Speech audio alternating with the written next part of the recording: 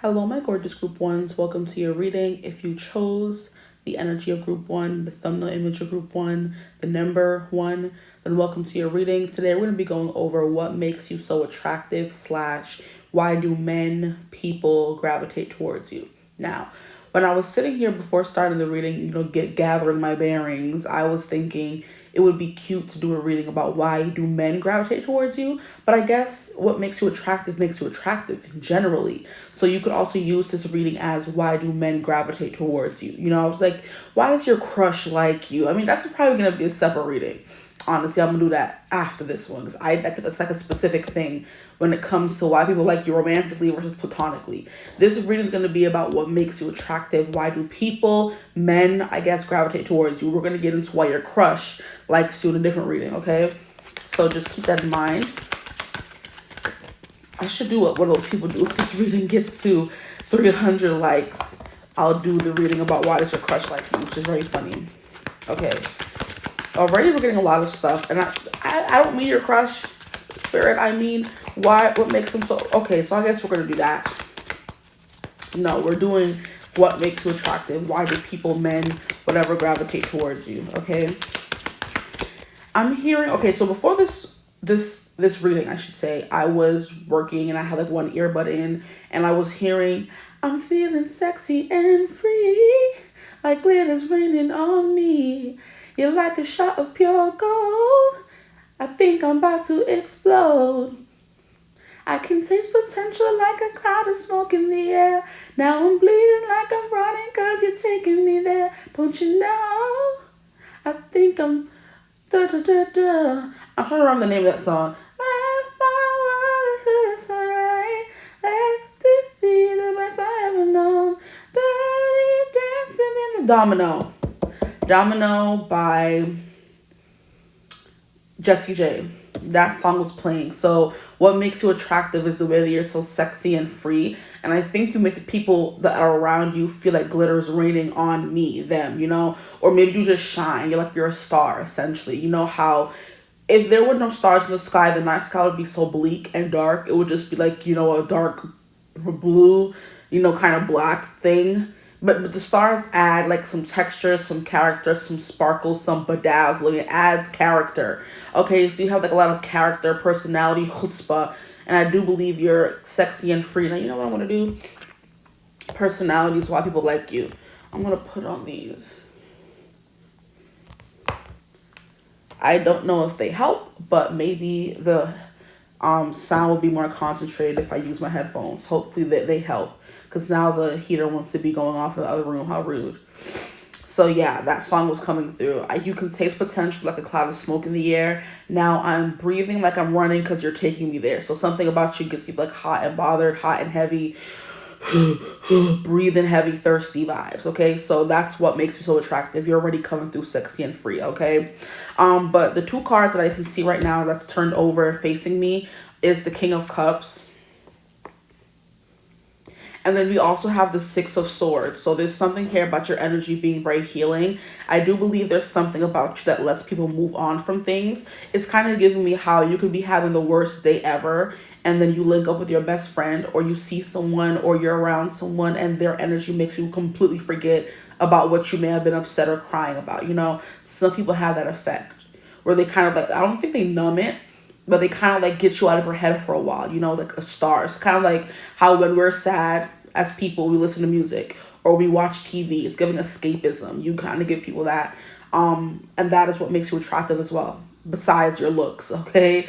But yeah, that's coming through for you guys. But yeah, it's like how we go to a show or go to a movie to kind of have a little bit of escapism for a little bit and not think about the worries, or we read a book or something. So you're kind of giving people that, but in a person, And I'm also hearing If Pretty Was a Person. I believe it's a song by Wale, If Pretty Was a Person. So you're very pretty, sexy, wild, young, and free is the vibe that's coming through, which is why you're so attractive. You go after what you want, you do what you want to do, and there's no one that can stop you, And it's kind of giving, like, because she says in the song, what is it called? Now I'm breathing like I'm running because you're chasing me there, because you're taking me there. So it's giving people want to chase after you because you're always the one that's running somewhere with that wild and free energy coming from you. or that you have, that you inhabit. And people are always feel like they're chasing behind you because you chase thrills, and people are always chasing you. So what also makes you attractive is kind of like you're just within their grip, and then you run. It's kind of like a game of tag. It's what you're giving. So it's giving you're unattainable in like a fun way that makes people want to chase after you. Because tag, it can be very tiring. We're chasing someone, but as kids, we love that game because as kids, we had boundless energy. We weren't like, ooh, huffing and puffing the way people do when we get older now. You know what I mean? So we have like endless energy, and so people could feel like children again, when they're around you. That's what makes you attractive as well. But there's like something about you bring out the youthful energy in someone. They feel replenished. They feel happy. They can kind of like get out of their head for a little bit. It's the vibe that's coming through with you guys. There was something I wanted to say. Yeah, like you give games, childlike. It's giving a little bit fifth house energy. So maybe when we roll the dice later on in the reading, we'll see the fifth. And it's funny because right as I'm looking at the bag right here, if you guys can see, let's see if you can see. Is it still there? Yeah, you could kind of see fifth house peeking through. No, that's not it. It's right here. You can kind of see fifth house peeking through in the dice. So it's kind of good, and that's what's facing me. So fifth house is definitely coming through for you guys. Youthful, fun, jubilant, romantic. It's kind of like what is it? I don't want to say woo woo, but it's kind of like the girl we see in movies sometimes, but she just like kind of go with the flow. She's fun. You know what it's giving? That movie. What was that movie called? Tiny Things, Maps on Places. It was a. I'm so sorry. Is it paper notes, paper points, paper planes, paper towns? Thank you. Oh my gosh. I'm like paper. Paper Towns was a book by, I think his name was something Green. And he's also the author of The Fault in Our Stars. So if you guys know that sad movie, Lord Jesus is a fire, help me. That was like one of the first movies that made me, my unemotional self when I was younger, cry. Like I wasn't a crier during movies, and I'm like, oh, crying is for babies. And then I got older, and now I'm where I'm at in my journey in life. I'd be crying for everything, child, and I love that for me. Being someone who never used to cry or grew up in a household where crying was for babies or a bad man. I'm not a man, I'm a woman. Okay, the joys of being a woman too. Okay, I'm gonna enjoy them. But Paper Towns was it Ed Green? No, Michael Green, Jacob Green, something Green. He wrote the book about Paper Towns, and the character who played the main girl in the movie was Cara Delevingne, and the one who played a guy was Nat Wolff. Okay, one of my multiple husbands from my childhood. But he was a Naked Brothers band. That was my man. Okay. But anyway, let me talk about me, okay?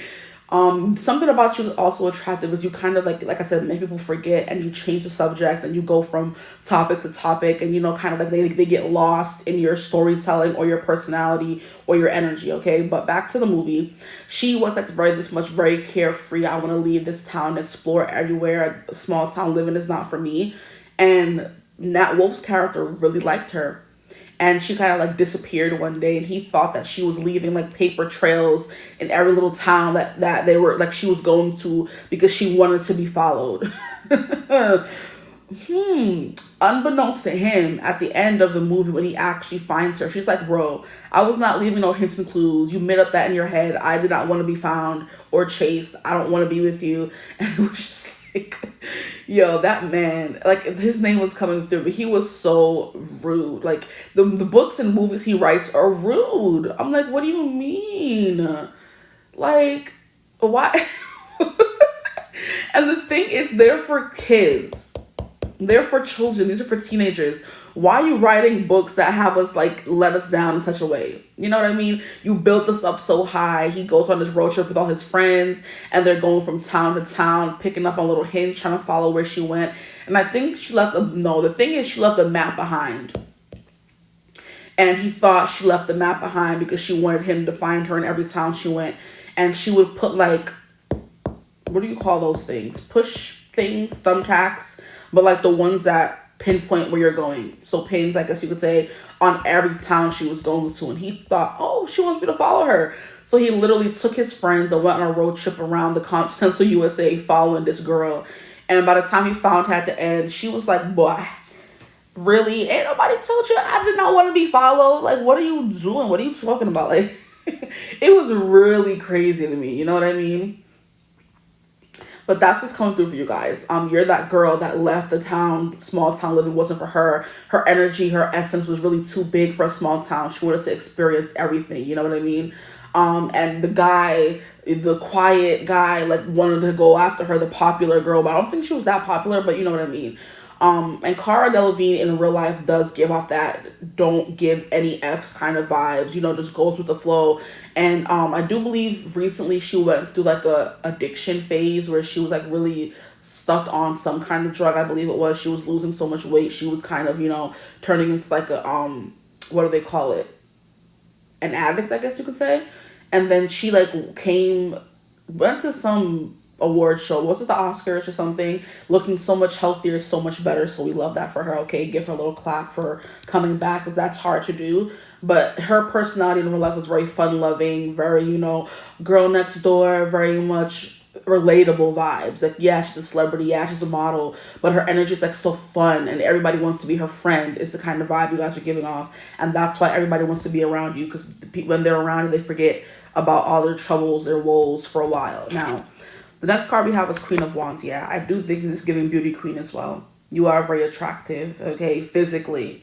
You know, this reading, a whole bunch of things may come through, but you're sexy, okay?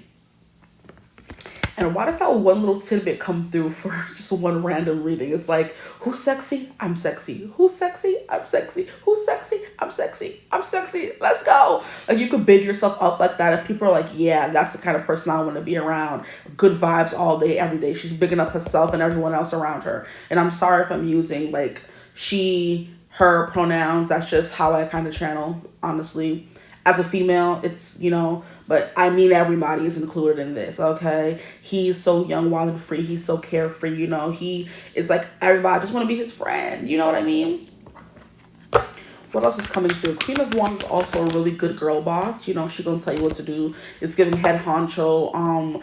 It's those girls that guys kind of like bow to their feet and do whatever they want. It's very much Queen of Wands energy. She uses her sex appeal to get men to bow down to her, okay? So it's giving queen vibes. People definitely do as you say, want to do your bidding, you know? Yeah. We have Nine of Pentacles coming through for what makes you attractive. There's something, like I said, very abundant about you, and also very independent, because the Nine of Pentacles is very independent. It's giving forever a bachelor, forever a bachelorette, where you like literally have your job, your place, your friends, your family. You travel when you want. It's kind of like living that young, like I said, young, wild, and carefree life. And you know what's really funny? That I was watching a video yesterday on TikTok, and it was like these people, it seems like everybody wants to have a podcast these days, like Lord. But anyway, there was these three people doing a podcast, and there was this guy who was like, people who have kids and tell other people to have kids, they trifling. Is essentially what he was saying in the video. Because he was like, us as people who have kids know how hard it is to have kids and have to give your all to those kids. You can't get up and do whatever you want anymore. You're literally kind of like stuck in a kind of way, you know? Not saying fatherhood, parenthood, motherhood isn't amazing and beautiful and has its own rewards, but no one who has to deal with kids in this day and age, where the whole concept of it takes a village is kind of like being washed away to single mother, single father, do it all by yourself. Nobody told you to have kids. You know, if you weren't able to do it yourself, mentality is taking over. It's kind of like if you have a friend, they're telling you to have kids. Oh, it's gonna be so fun. They're not for you. They're not your friend. They're not your friend. They plotting against you. They want you to be just as miserable as them. Like I said, kids are a blessing, yes, but it's hard being a parent in this day and age. So anyone who's out here trying to force kids upon you ain't your people, ain't your person, you know? It's giving you're the person who's going to be forever single. You're the friend with no kids. You're giving rich auntie vibes, where the auntie's always traveling the world in her furs, in her patterns, in her leopard print, in her cheetah print. You know what I mean? They have all the money in the world. She comes for birthdays, brings the best gifts, but she can't be tied down by no man, no child, no nothing, you know? Maybe a little dog, but maybe not, you know? That's the kind of energy that makes you guys attractive. your get up and go, get up and book a flight and run and do it that day. Don't really think about it because I have the money. I don't have no kids holding me back, and my life is my own. I'm not living it for anyone else but me, child. Okay, and people definitely admire you and find you very attractive for that alone. But yeah, you're definitely very independent. Okay, in a good way where it's not hyper independent. It's like I have my own life and I'm living it to the best of my ability because I don't want to miss out on anything, you know.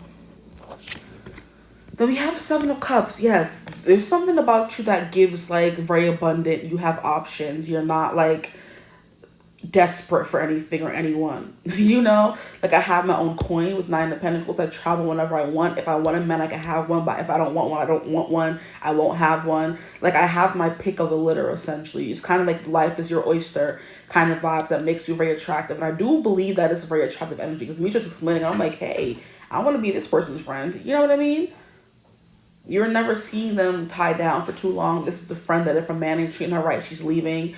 You know, she listens to the red flags. She's not staying with someone just to say she's with someone. She'd rather be single and happy than in a miserable relationship. You know what I mean? That's the kind of vibe you guys are giving off. And Queen of Wands is definitely someone, like I said, beauty queen energy. They're not going to let anyone just treat them anyhow. You know? Very out there, maybe loud, outspoken, brave. You know what I mean? I'm here rambunctious. Like just something that's very vibrant and high energy or high vibe about your energy, I could say. But then you also have this wisdom and this control over your emotion that's very sexy. You're not going to let anybody get you out of your character. It's very much King of Cups energy. He knows how to, you know, keep a tight grip on his emotions no matter how he's feeling. You'll never really know how he's feeling unless he lets you in on that, you know? And I do think there's something very comforting about being in someone's energy that knows how to control their emotions and not like blow up at every little thing. Jesus. Who? I know she not still. Yo. Okay. What else is coming through for my group ones, please? Spirit, what makes them so attractive? Why do people gravitate towards them? And there could also be, and there was something very emotionally unavailable about sis, Cara Delevingne's character in Paper Towns. Like, I haven't thought of that movie in so long. I probably only watched it one time. I hated it. Didn't want to go watch it again. The only reason I watched it was for my man, Nat Wolff. Okay, and at the time, Cara Delevingne was, like, everywhere, and everyone loved her. And she was just so girlish and fun, you know, that everybody wanted to watch her, which is probably why they cast her in the movie anyway, because I don't think she was or is an actress. But she's been in that movie, I think, and probably some more. I don't know. But yeah, that's what made me watch the movie, to support my people. And then I'm like, oh, it's so ghetto. Is it Seth Green? No, I'm trying to remember that man's name. Sean Green. I don't know, but I have to be with him forever. Fault in Our Stars and that. And I do believe he was supposed to come out with another movie. Was it like something Saving Alaska or something? And the movie just never happened. And I'm like, good. Because people sick and tired of your bull. Okay? Thank you. Like, what's that man's name? I forget. Here we have Eight of Wands. That is definitely that whirlwind energy, you know? People get caught up in you very fast and very quickly. You're always fast moving, fast talking, going somewhere, moving around. You have a story to tell. It's giving life of the party. People are stopping and listening to your story. Like I said, you're good at telling stories. It's something that makes you very attractive. And people just get caught up in the energy of you and you like Gone with the Wind kind of vibes, you know? Like 1 minute they're there, 1 minute they're gone, and everybody's following behind them, trying to get their next fix of them, okay? I wish that he would shut up.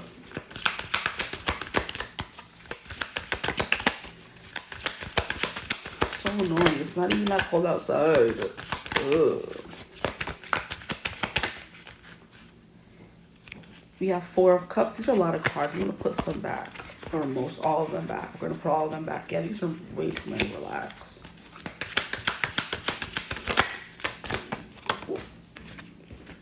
We have the Wheel of Fortune. Yes. There's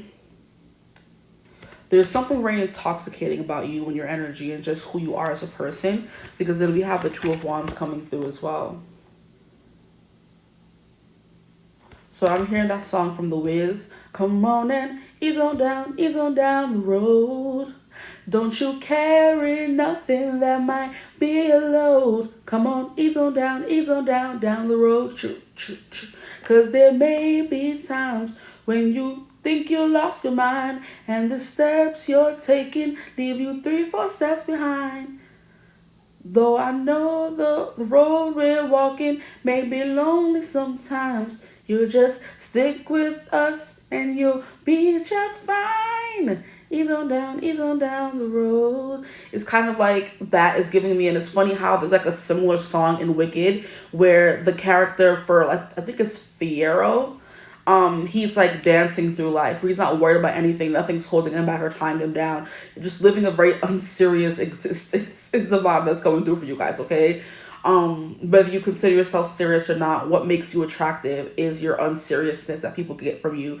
And I don't think it's that you're unserious, it's just like you dance through life and you don't let anything kind of like hold you down. So you always seem like you're light as a feather, where other people in the world feel that they're so heavy and things are so stressful and they're just like always worried, you know, and stressing about something, or just always overthinking or stuck in their head.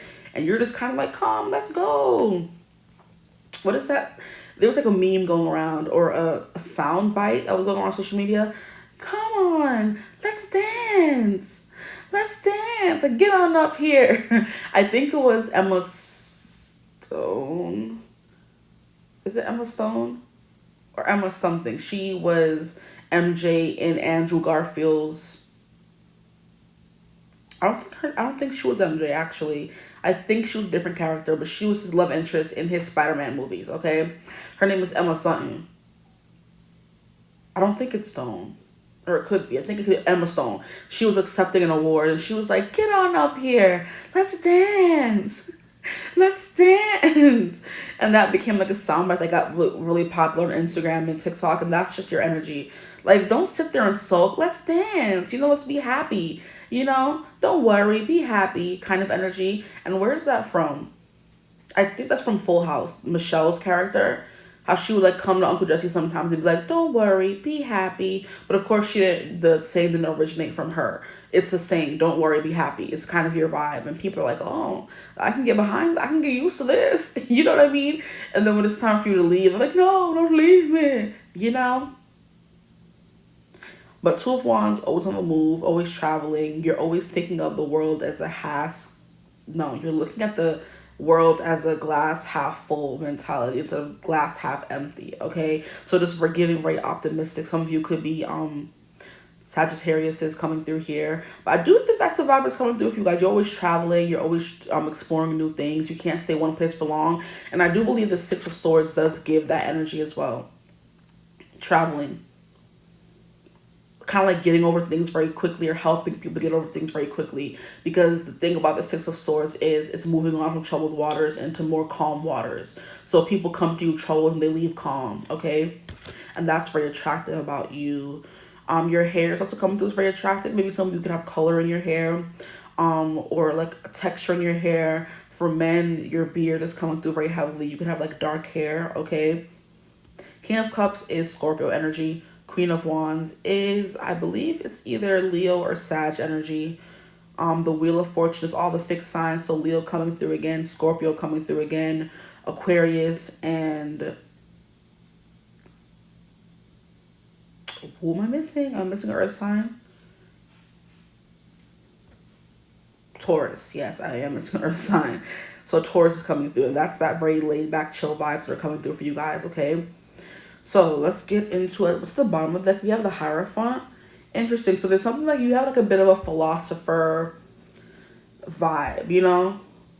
A philosopher, everything happens for a reason, very deep thinking, they're very deep feeling. It's giving just Sag energy, honestly. That higher wisdom, the knowledge of realizing that none of this is real, so it's best to live life as you can and act to the best of your ability instead of worrying about things. Maybe you could be good at manifesting, because I do believe Sages, I know Sages are ruled by Jupiter.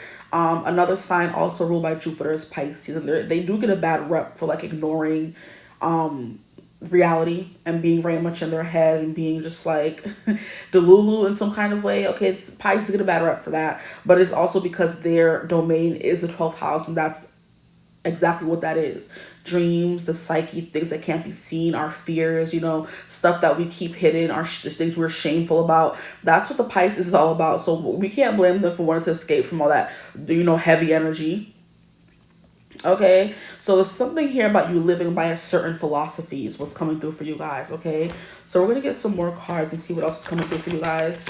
Here we have invitation. Chances are, yes, you are giving a popular girl, but not the stereotype of the mean popular girl, the girl that gets along with everyone. Everyone likes her. She's friends with everybody in the class, the jocks, the theater kids. She's probably in every group for her to be friends and be cool with all of them. She was in band, she was in music class, you know what I mean? She was in musical theater, she was a jock, she played sports, someone who could do a little bit of everything, which is also what that Seven of Cups is kind of giving me. Someone who doesn't have to choose, who can be everything. What the heck? Why are these person's hands so dang big? In this card here, Seven of Cups, I'm just seeing it. So maybe you can have big hands, and that's what's attractive about you. I mean, big hands, okay. I'm being called to your legs as well, so you could have nice, supple, firm legs, muscular legs, toned is what I'm hearing. Your arms are toned as well. We have adventure, risk, exactly what was coming through in your reading. I'm not surprised. You take risks, you love a good adventure. You would also have like a really good beach body because, I mean, of course, for you to be diving in some kind of pool, you have to be wearing swimwear, right? And we can't see the rest of her body because it's so fully submerged under the water, but it's giving bikini vibes for you guys, okay? I don't know why, I'm just getting bikini. So if you want to get some physical traits, I think you have, oh my gosh, I'm hearing you have a big head, and that's good. You know, big head, big brain, okay? Some of you could be good at giving brain if you catch my drift. If you're grown, you know what that means. If you're not, then, because I'm not saying this is 18 plus reading because it's not, but you know what giving good brain is, okay? If you're grown, if you're nasty. Anywho, we have Queen of Wands, definitely. You're good at handling a wand, child, I just heard. Okay, guys, relax. Maybe you're so...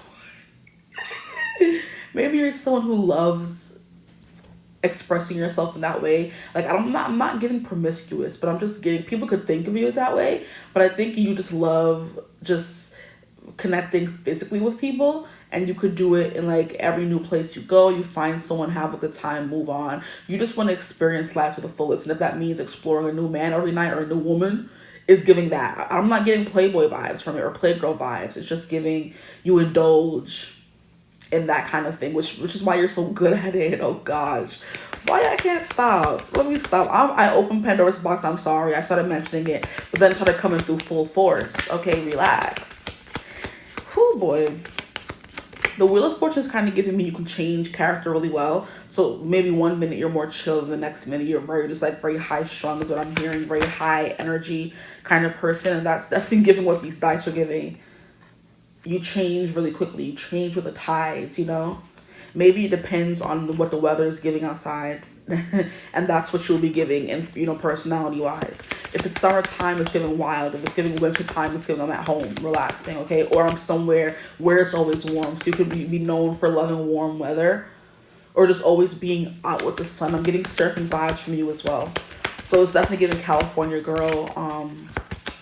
And the one that's like surfing, she's blonde on the beach, always in the bikini, always in flip flops, has her surfboard under her arm, you know. Here we have stay in bed, and that's what I was saying for the winter vibes for you guys. You're always in bed when it's cold out because you like the sun. This is the vibe that you guys are giving me. You like being out when it's warm outside. So summer is your time, okay? You're defrosting right now. The way they say, like when winter time is coming or Christmas time, how Mariah Carey's unfrosting because it's time. You know she's unfrosting. You guys are unfrosting when summer comes. You're waiting for the invitations. You're always at a party. You could definitely be giving that party girl. Love to go out drinking, having fun, partying, dancing on the dance floor, meeting different guys and meeting different girls depending on you, who you are and what you like, okay? But you're always being invited to the function because why? You bring the big, high, good vibes, okay? You're not the person who's going to sit in the corner sulking, the wallflower, who's shy. You're giving just full steam ahead, okay? And then we have yeah at the bottom of the deck, so it's definitely giving nonchalant in some kind of way, which already came through. Twist of Fate is definitely giving me people don't know what to expect from you as well. That's what Twist of Fate could mean if I didn't touch on that. The dice is like when you roll the dice, you're never sure what you're gonna get. You know what I mean? And it's giving freaking Forrest Gump. Life is like a box of chocolates. You never know what you're gonna get. Is the vibe you guys are giving. Okay. What else is coming through for my group ones? What makes them so attractive? Please, Spirit. I'm hearing you're worldly. Okay, so you are a student of life, definitely. So a part of your appeal is that you love learning new things, traveling new places, meeting, and submerging is what I'm hearing yourself in different cultures. Okay? It can resonate for everyone watching or just a few people, but it's definitely giving well-traveled and worldly. Or if you haven't traveled the world, like literally physically, it's definitely giving you have at least experienced multiple cultures, at least, you know? So you could live in like do they call it a metropolis or a cosmopolitan? I don't know, but one of those places is like a sanctuary for where you can find multiple cultures, like New York City, for example. You'll find everybody there. There's literally towns and neighborhoods for different cultures, and you can literally travel to any one of them and find a new culture. So it's like you have the world at your fingertips in just your one town, which is why you guys weren't giving small town girl. You were giving big cities. So some of you could be people who lived or grew up in a small town but moved to the big city because you need that excitement, that energy that comes with a lot of people being in a lot of places. Or I mean a lot of people being in a one place. So you do gravitate more towards crowds, parties, functions, big cities. And that could be what makes you attractive. The fact that you've seen a lot and experienced a lot in life. What makes my group so attractive? Wow. I'll get more physical stuff with the dice, so don't worry if you came just for what makes you physically attractive, okay? Here we have the rhodiola, wisdom.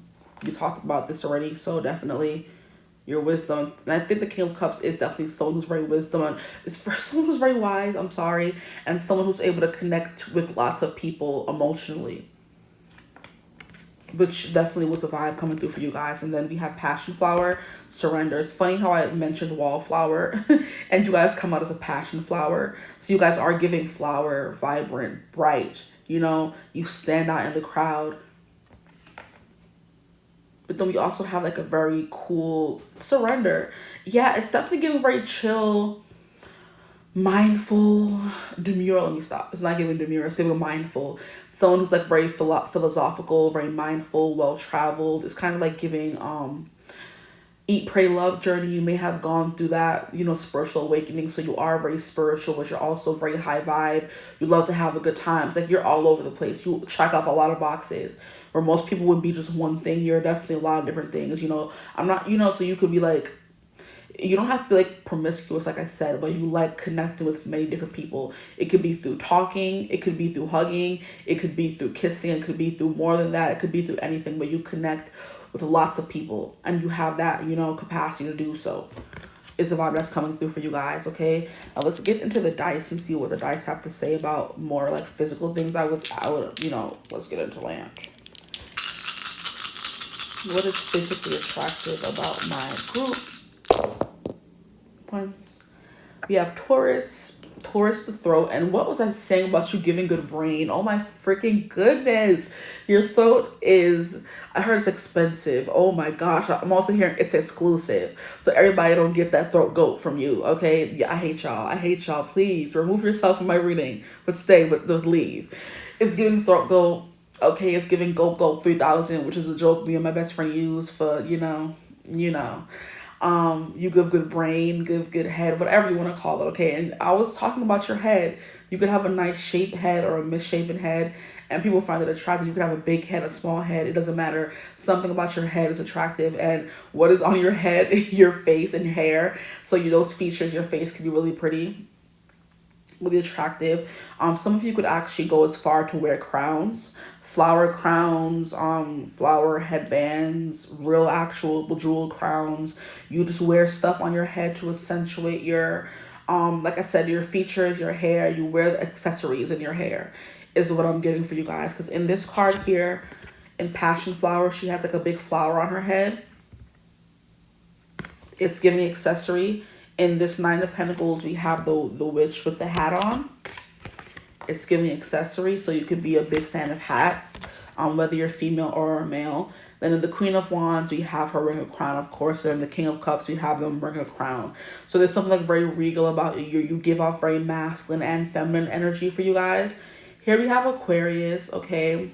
I'm hearing very smooth, translucent skin. I was doing a reading about what do men talk about when they talk about your beauty, and I looked up Aquarius, and Aquarius are known for their alien-esque vibes, you know, so maybe there's something very ethereal about you, otherworldly, but they're also known for their very big eyes as well. So maybe some of you have like bug eyes. People could make fun of you for that, but it's also something that you've come to find very attractive about you. People, I swear, people tend to make fun of you for the things they're mad that you have that they don't. So if you ever find yourself being bullied for one certain thing, it was because people was mad that you had it and they didn't, okay? So if somebody's calling you bug eyes, okay, better to see you with, my dear. I can't stand myself sometimes. I'm so sorry. But yes, okay. Your eyes, your skin is giving glowy skin. They did mention like this, it's like the Aquariuses are known for like their skin being like luminescent with the or glowy like the moon, you know, translucent, very fair. So some of you could have like very fair skin like Snow White, and people love that about you, find it very attractive. If that don't resonate for you, obviously don't take it, but it's coming through. But yeah, Aquarius vibes. Now with Taurus, like I said, it's giving the throat. Okay, your voice is very attractive as well. I'm hearing it could be very raspy or husky. Okay. And does Cara Delevingne have a more raspy voice, or is that like a more deep voice? Or for my men, if you're watching, your deep voice. For my women, we do have women who have like more a raspier, deeper, thicker tone. You know. But the fourth house here coming through, you're getting boobs because that's Cancer energy, and Cancers are known for the chests, okay? They're known for being very chesty. Okay, so your boobs are definitely coming through, okay? Whether they're big or not, that's what's most attractive about you, very attractive about you, your titties, okay? And also the way you make people just feel at home. I'm using the dice more so for physical traits, but what else comes through will come through as well. Fourth house is comfort, staying in bed, being at home, and you make people feel at home with you, which is also very attractive, okay? Now we have Venus, okay? So you're definitely getting very feminine. You're definitely giving very feminine. I'm hearing you could be like have like very soft curves, very just curves in general. Okay, you're very squishy as well for some of you, and that would definitely it's giving voluptuous. Yeah, it's giving like Aphrodite, and Aphrodite was known for being like a very curvaceous or whatever they thought curvaceous was. 'Cause curvaceous comes in all forms, but she was given the perfect, most beautiful woman ever. Okay, perfect, most beautiful man ever. If you want to resonate with that, you know that's the vibe that's coming through. Very, very attractive, and it's being reiterated with the Queen of Wands coming through. So Venusian, whatever people, I do think there's something here about like, I'm hearing plump lips. You like to put lip gloss on them, and that's very attractive. Your eyes are very glittering and glowy and big, and they're just giving like doe eyes for some of you. Your skin is very translucent for those of you who are on the lighter spectrum of the skin tones. If you aren't, your skin just glows. Okay, it's very glowy, very dewy. Okay, curves, hips.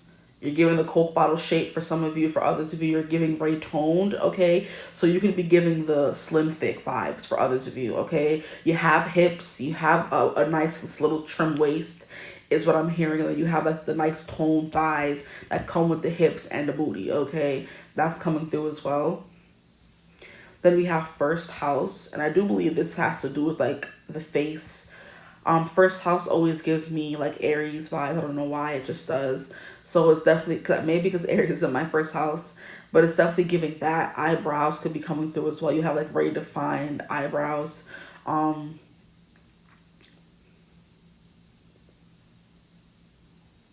else is coming through for first house? Yeah, first house is Aries, and Aries are known for like having those broad. So you can have thick eyebrows or just defined eyebrows. Okay, but a lot of things in your face keep coming through. Your body did come through a little bit. Okay, but your face is more the focus of this reading and what makes you attractive. Okay, your personality as well, because first house is your ascendant. Okay, so your personality on a whole is very attractive. Whatever your personality may be, hopefully it came through in the reading, so you can be like, yeah, that sounds like me. That's very attractive about you. And I'm hearing your eyes are very attractive as well, even though we kind of went over that a little bit. It's coming through again. And then we have Capricorn. Good bone structure. Okay, hold on, because this freaking, I don't know what's wrong with this dusty headphone. It's always this one always dying on me. It's annoying.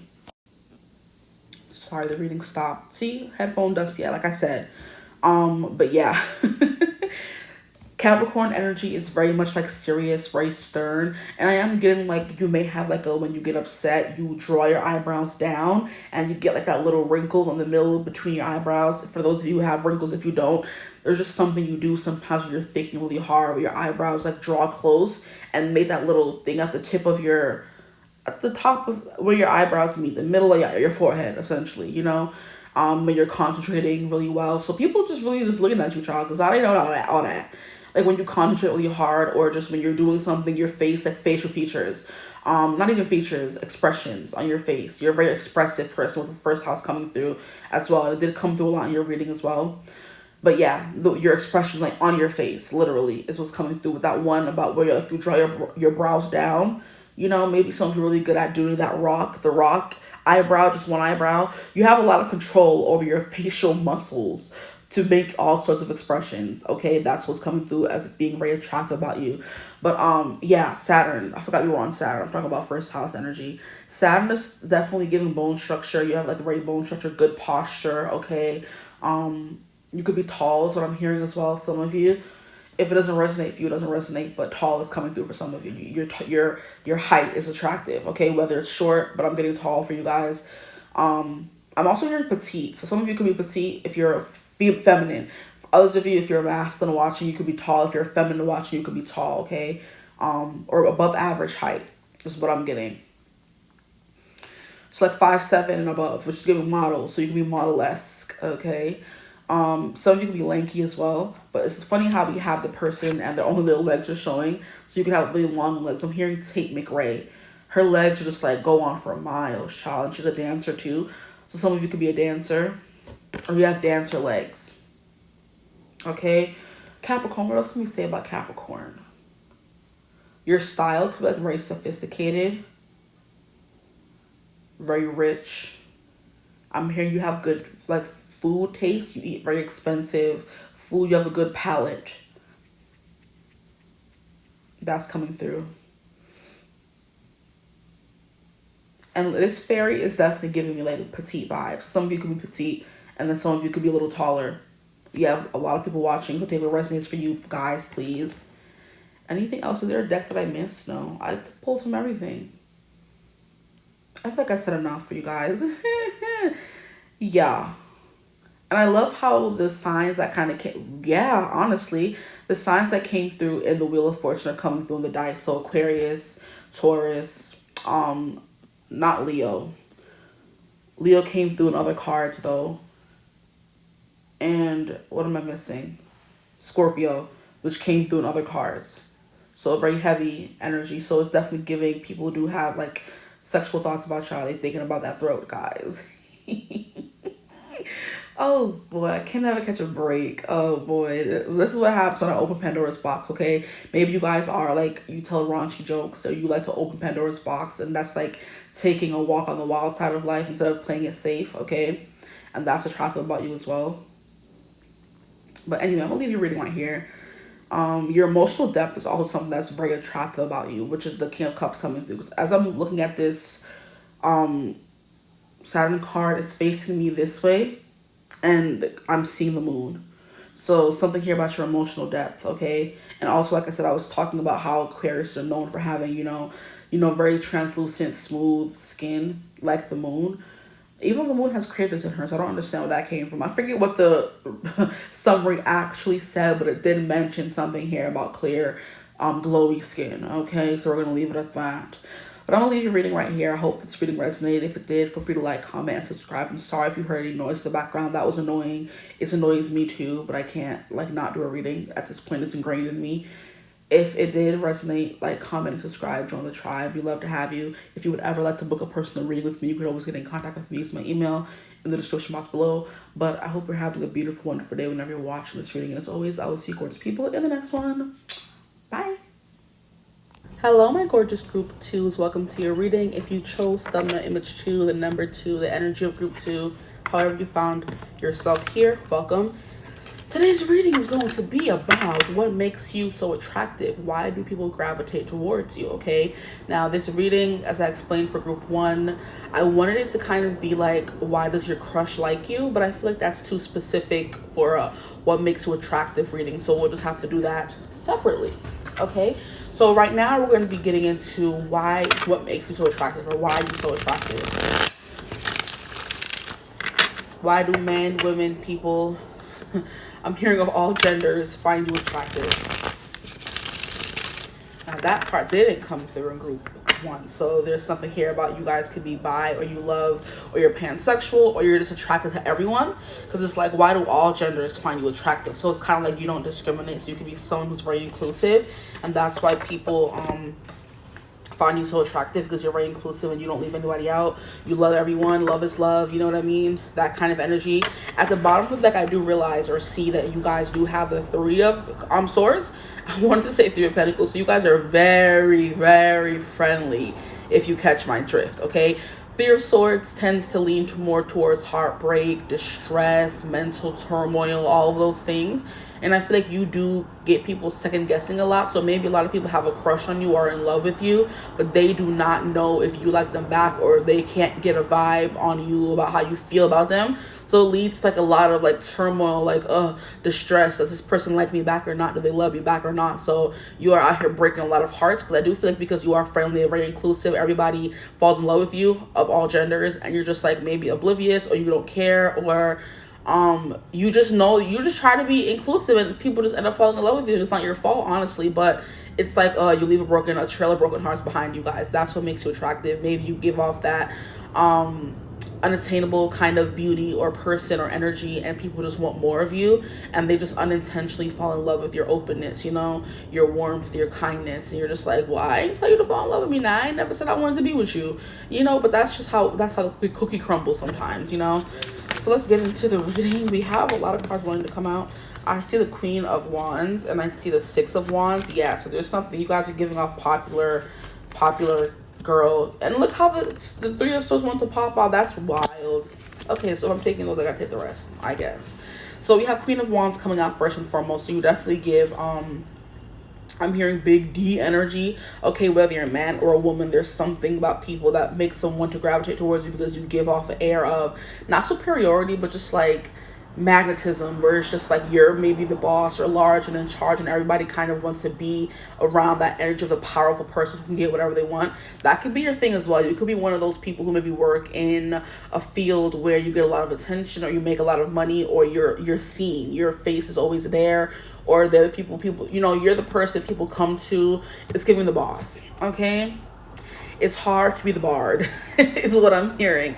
And that's from a song from, I do believe it's like 𝐓𝐈𝐌𝐿 or something like that, where he's basically saying how it's hard to be the bard being someone who's always singing, dancing, entertaining, because then everybody wants to fall in love with you, or they fall in love with the persona you give off. And it's like, well, you don't actually know the real me.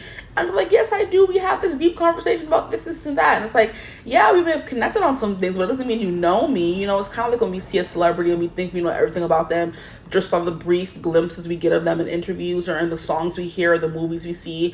And we're just like, we know them. I know him. Like, and it's just like, you really don't. You really don't know this person. People really don't know you. And it's like, because you have this big personality, people think they do. And it's like, you make friends very easily, and it's like, yeah, that is coming through. So you're kind of like the celebrity that is a little unattainable to everybody else. Yeah. And then we have the 6 of Wands. So there is something about you that kind of like smells of, or reeks of, I want to say, dignity and pride, and I'm the person who everybody like.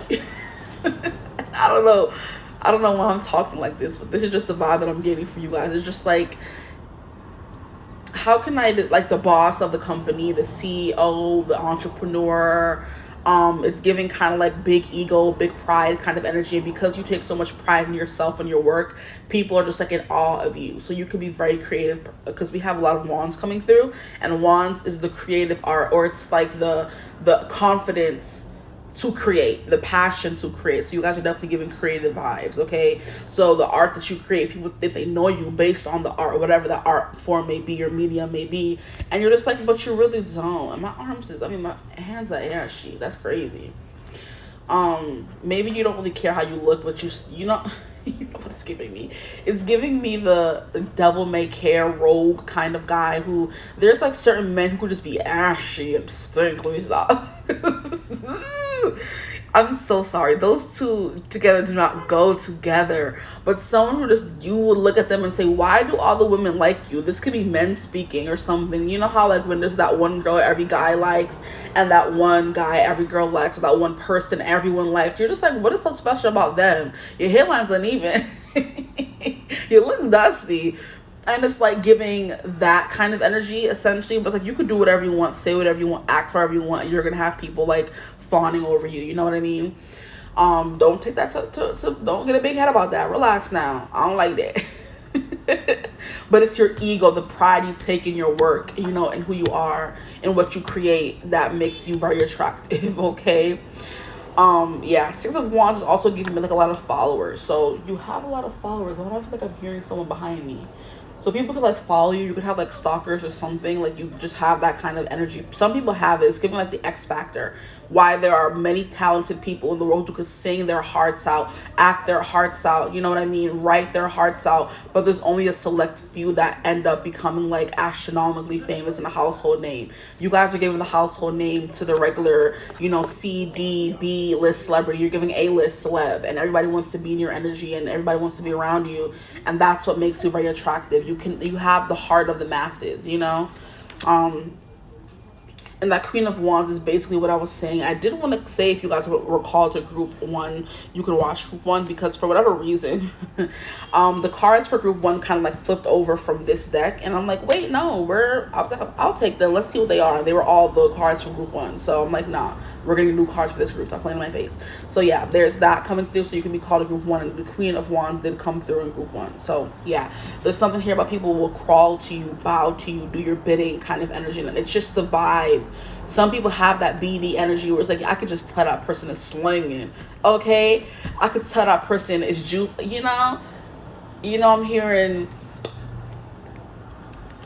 tight and juicy and slippery. You just tell when somebody got the good tuntanti. You can tell when somebody got the slinging that Z. Like, you can just tell. Like, okay, I don't mean to just be getting crazy, but it's giving that kind of energy. Everybody wants to be all up in your vibe, to see what you're working with, to see what you're packing, to dive deeper, you know? Like, I don't know them well, but I want to know them even better. And it can lead to like obsessive tendencies or thoughts. I'm getting the vibe for you guys. I'm just like, you know? And that's where the Three of Swords is coming into play. That's where the Three of Swords is coming into play. It's just like, what can I do to get close to this person if you don't allow everyone around you? Even if you do, like, you're not giving me closed off vibes, even though some of you could be. Which is why you're so mysterious or popular, because everybody wants to know more, you know, because you keep your private life so private. It makes people more inclined to get to know you even better, you know, that kind of obsession, okay, stalkery, if you will. But this Three of Swords is giving me people just gravitate towards you naturally, and it's like everybody wants to be with you, but not everybody's gonna get you. It's kind of like when your favorite celeb or heartthrob gets a girlfriend, you're just like, no, it was supposed to be me, and it wasn't you. And they only have one heart, one body. They can't be giving it to everybody, you know? So when they just get this, giving how a lot of people felt when, like, Chris Evans, for me, those are my like top tier celeb crushes. And Henry Cavill, you guys are giving like golden retriever / black cat vibes. Like, you can switch between the two, because I definitely feel that Chris Evans and Henry Cavill switch between the two beautifully. Like, they're such beautiful, like, devoted dog dads, which is mostly attractive to me. I'm like, oh, so what you gonna be as a father if you treat your dog so nice? And then they have a goofy personality, nerdy personality as well, but the looks kind of like juxtapose that. It's like, this person isn't a nerd. They don't look like a nerd, you know, but they, on the inside, they are. They want to play video games and, you know, read fan fiction and read books, and they, you know, they're just normal people, essentially. As you guys are just normal people, you're very down to earth, but there's like something extra about you that other people just don't have, you know. But like I was saying with those two, they recently both got married. Well, they didn't get married. Chris got married, and Henry is booed up, engaged, and have a baby. And now a lot of hearts on the road were broken when that happened, mine included. Okay, it was broken 2 times over. That's the same way I felt when what's his name, Zayn from One Direction, got that girl pregnant. I'm like, oh my gosh, why would you do this to me? Like, I'm fully out here devoted to you. Let me stop. But that's how it be feeling when your celeb crushes get mad. I'm like, I know you, I know that person, but you really don't. Okay? And of course, it's very hard to like end up with your celeb crush. Some people do it, and most people will never be able to even meet their celebrity crush, you know? And you're representing that celebrity crush. It's like kind of like hard to reach. Above the fray, I'm hearing Top of the Heap, King in New York, A #1.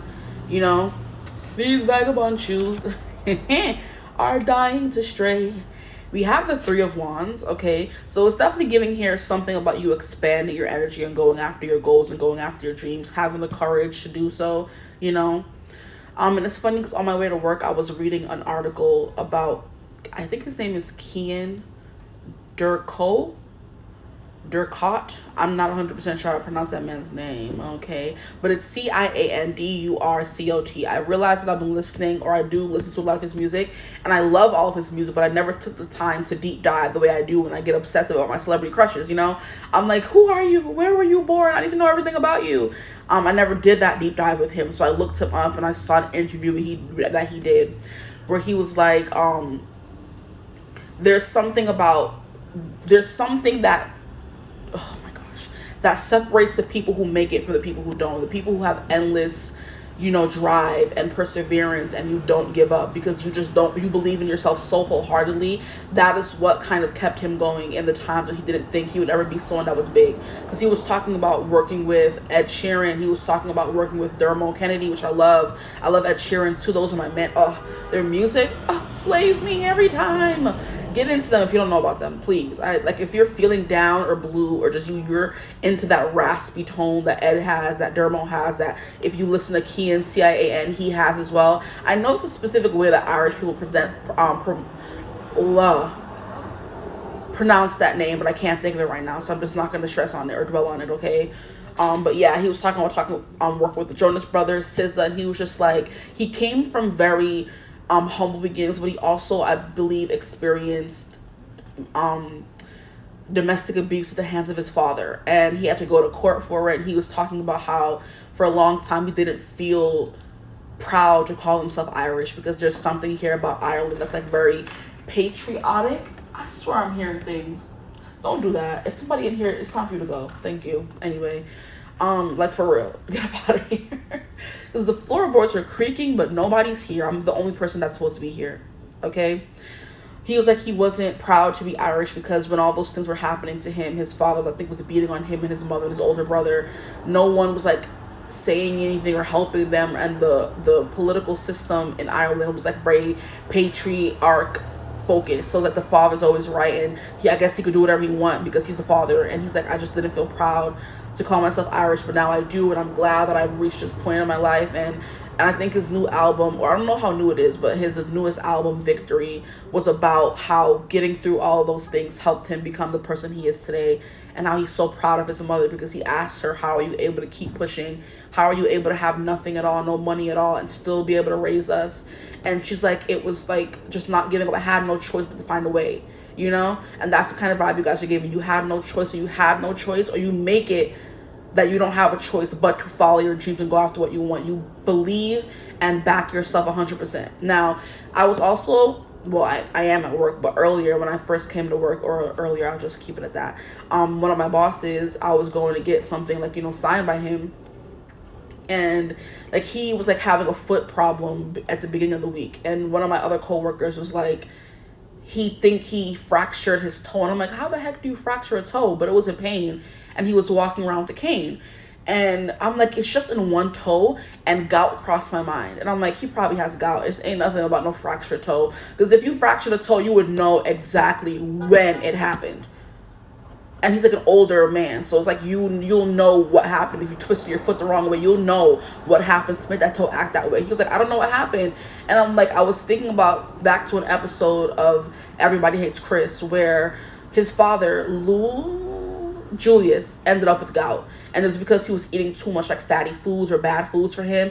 And I'm like, how much you want to bet it's gout? And I wish right then and there I would have said that to my coworker who was telling me about his foot. I'm like, he didn't tell me about his foot when I was in there earlier, but he told you about it. Cool. Because I probably would have been like, are you sure it's not gout? But she was saying, and I'm like, there's no reason for me to say it to her because it's not her problem. It's not her ailment, you know? And then today he's like, I'm on a diet. I'm like, why? He's like, because the doctor said that I have gout. And I'm like,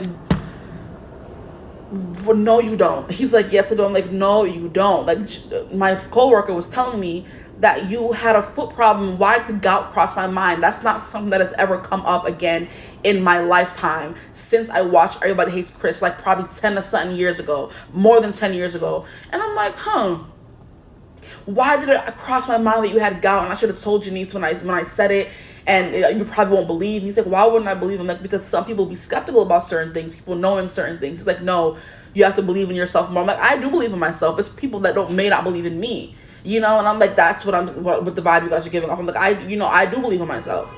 I knew that I thought you had gout, but I just didn't say it, and I wish I did. So if I did say that, I did believe that, you would be like, oh yeah, she did say that, you know. But that's kind of me, like, you know, he's like, why you don't gotta prove yourself, you know, believe. I'm like, I do believe in myself. Like, no, I said it.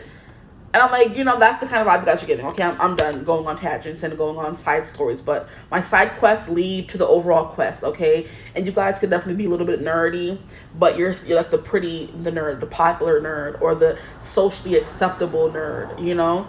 Like the Chris Evans and the Henry Cavills, they're nerd. They love they belong to a bunch of fandoms, and they're into, you know, specific video game things, and, you know, but they're just beautiful and gorgeous, so they get a pass, you know. So you're the person that gets a pass. But it also does remind me how Henry Cavill is so like dedicated and passionate about the projects he works on, so much so that when they were kind of like making The Witcher just what it wasn't supposed to be, he was like, I'm leaving. When other actors would be like, okay, I'll stay, even though I'm not happy, yeah, the money is good, he was like, no, I'm gonna head out. You guys are like tarnishing The Witcher name, and I joined this project because I love those games, and I'm so passionate about those games and the storyline of those games, and y'all just do whatever y'all want, as Netflix does, so I'm not surprised. But he was like, I'm leaving.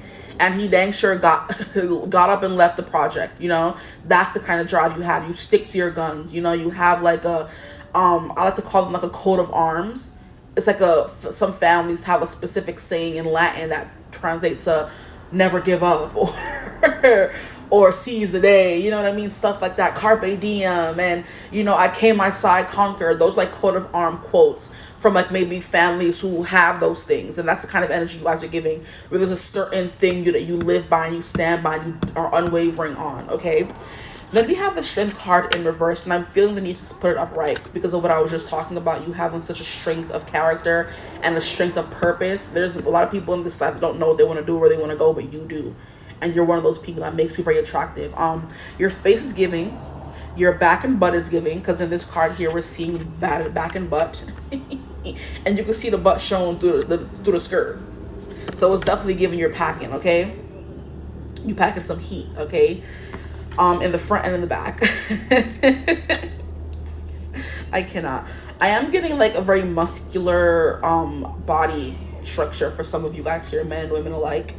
The Queen of Wands definitely does give me the athlete, okay? She definitely does give me the beauty queen as well. I'm hearing drag queen, so some of you could do drag, and that's why you're attractive. Because there are some men that do drag, and you see them and they're not drag, and I'm like, you are freaking gorgeous. Not that you're not gorgeous as whatever your stage name is, but you are gorgeous as a man. You don't need all that makeup and stuff, but it's not about them needing it. It's about them being so dedicated to wanting to be a drag queen and following their purpose in their heart, that they're going to do whatever they want, whether they're conventionally attractive or not, okay? But that's like, you're just so unapologetically yourself, and that is what is so freaking attractive about you, okay? I swear I'm hearing stuff. Oh my gosh. We have the Strength card. That is that strength of character, your strength of purpose. And that's also tying into what I was saying about Kian. Or I don't know how to pronounce it. Like I said, I'm not going to dwell. But he went through so much, and he's finally learning how to be happy after going through so much. So you overcoming trauma and generational trauma could also be what's really attractive about you. Instead of it making you scorned or, you know, closed off, it's made you who you are, and that person is strong and so set on their goals and their purpose. I'm about to start shooting because Who is back there? Maybe y'all see ghosts. Your presence lingers. I'm hearing "Don't Let It Linger." That song is coming through. "Linger" by not Zombies, the Cranberries. It's funny because that song was playing at karaoke when I went last weekend. Don't let it linger. So your energy, personality definitely lingers. Okay, you're the group that if you would have chosen my "What do men say about your beauty," you would have chose that you're unforgettable. They think about you years later, your energy, your impact you had on them. They think about it. We have Judgment. Wow, yeah. So awakening and rebirth. So I do think you awaken people to their purpose. That can be the energy you have as well. People are like, oh, they go after what they want, I'm gonna do the same thing. So you definitely inspire people. Your inspiration. This is coming out under the Queen of Wands. So your beauty is getting muse as well. So your beauty inspires writers and drawers to talk about falling in love with you. How a lot of people, I do believe in the interview that I was reading as well, the Kian guy was talking about how he had lost a lot of friends in Ireland to suicide, and how they had so much presence and they were just like so magnetic, and anytime they were in a room they just lit up the room, and you know, they were the focus of that room. But it's just something about their demons that kind of won. And I think like a few of the songs, like so for example, "All For You," I think those songs are for those people he lost in his life. You know what I mean? And "I'll Be Waiting" as well, if you want like some specific songs that I love from him. "All For You" and "I'll Be Waiting" are a good place to start. Okay, and I do believe he also said his song called "Victory" was based on, you know, overcoming the things he went through in his childhood. So that could also be what makes you attractive, overcoming all the things you went through in childhood, a lot of the trauma. Okay, which I think I mentioned already. What else? Why are my group 2s attractive? Why do people gravitate towards them? I will get looks at the end when I pull the dice for you guys, so don't worry. Oh boy, it's that time of day, isn't it? Here we have 7 of Swords. There's something here about a poker face. You're able to kind of like keep yourself composed. Yeah, I'm close to the window, please. Like, there's a school that's right across from where I work, and it's so annoying when the kids come out. Because why are kids these days so annoying? I can swear on everything that I was never this annoying as a middle schooler. And these kids are just so annoying. Like, why you gotta come outside making all this noise? It makes no sense. Like, shut up. 7 of Swords, yes. There's something here like a good poker face, or people never know what's going on behind your face. It's just poker face, exactly. But people never know what's going on behind the scenes of your life. So it's giving how people think you're so strong that, yes, the Strength card, that you can be going through so much and no one would ever know. You would never like trauma dump the way some people do, you know? You will never trauma dump. You will never burden someone else. You'll just deal with your demons by yourself and heal and wake up the next day so still like more reinforced in your purpose to become better, to get somewhere, to get out of the slums is the vibe that's coming through. You have a good poker face and you hold your cards close to your chest, and that's something that's very attractive. You don't tell everybody what you're doing or where you've been, honestly. That's the vibe that I'm getting with the whole celebrity. You're a celebrity and we want to know all of their business, but there's certain things we'll never know about them, and that's people just want to know. And that's giving you, no matter how friendly you are, no matter how inspiring you are, there are things people will never know about you, and that's what makes you attractive. You don't be out here spilling your business, okay? But you have the Magician, so you're good at getting what you want, and this is just turning nothing into something, coming from the slums and making it out, okay? You're giving kind of like a Hamilton origin story, kind of, where he literally came from nothing, lost both his mom, his cousin who took him in, his father left him. You know what I mean? He was surrounded by so much death and agony and pain from a young age. He was even sick himself, and he didn't end up dying, which is like true that you have like a destiny here. He was destined to come to America and help us out in the war, and you know, create those bonds, because if it wasn't for that friendship he built with the rest of his little crew of bandits, I don't think the war would have turned out the way it did, because Washington definitely needed a Hamilton, you know. So no matter how great Washington was, he still needed Hamilton in order to win the war. That's the kind of energy, you know. You're a important character. I want to say like vital. You're vital to people's growth is the vibe that's coming through with that Judgment card. You awaken people. And look, I always get like a lot of followers as well from this Judgment card, because it's always described as someone, an angel who is being like praised by the people below or looked up to. you know? And that's the vibe you guys are giving. And this person's like playing a flute, so it's giving musician of some kind of, you know? Or like I said, an artist. Whatever you say, people stop and listen. So public speaking, life coach, things like that could be coming through. Even like I'm hearing principal. We have Queen of Cups.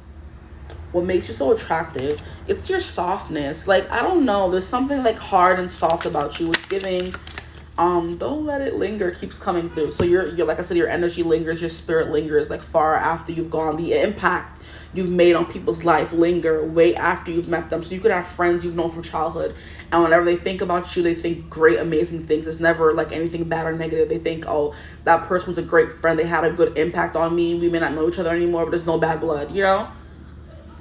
We have Seven of Cups. You have options. And we have King of Cups. Wow, we have a King and Queen of Cups coming out for you guys.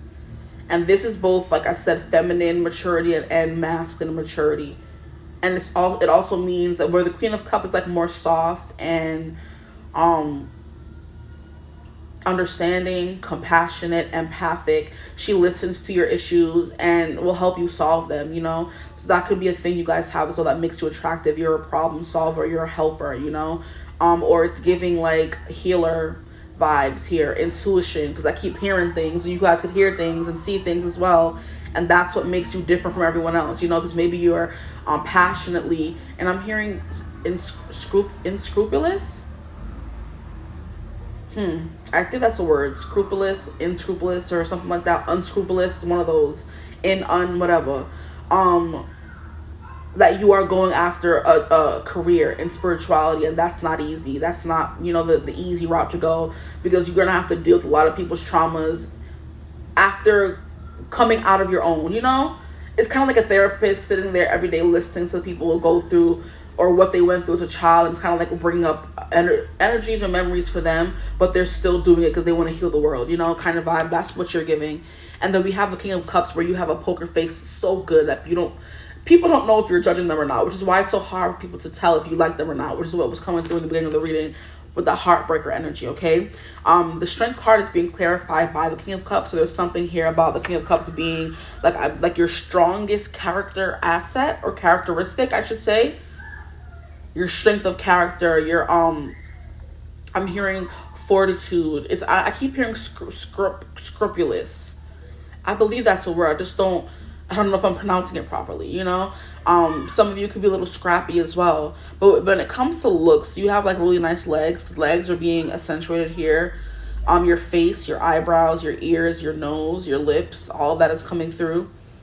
Your eyes, your stare. It's giving like a very bold, I keep hearing unscrupulous. That better be a word.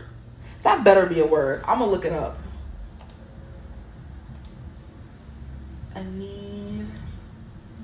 I'm looking it up. Give me Google.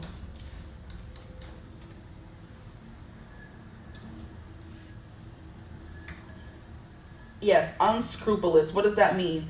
Having or showing no moral principles, not honest or fair. Interesting. That's like the opposite of what I was getting for you guys. So maybe scrupulous.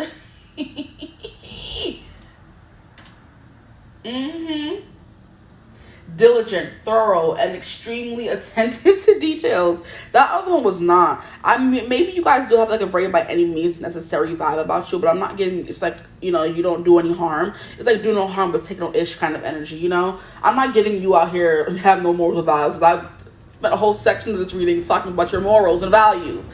Okay.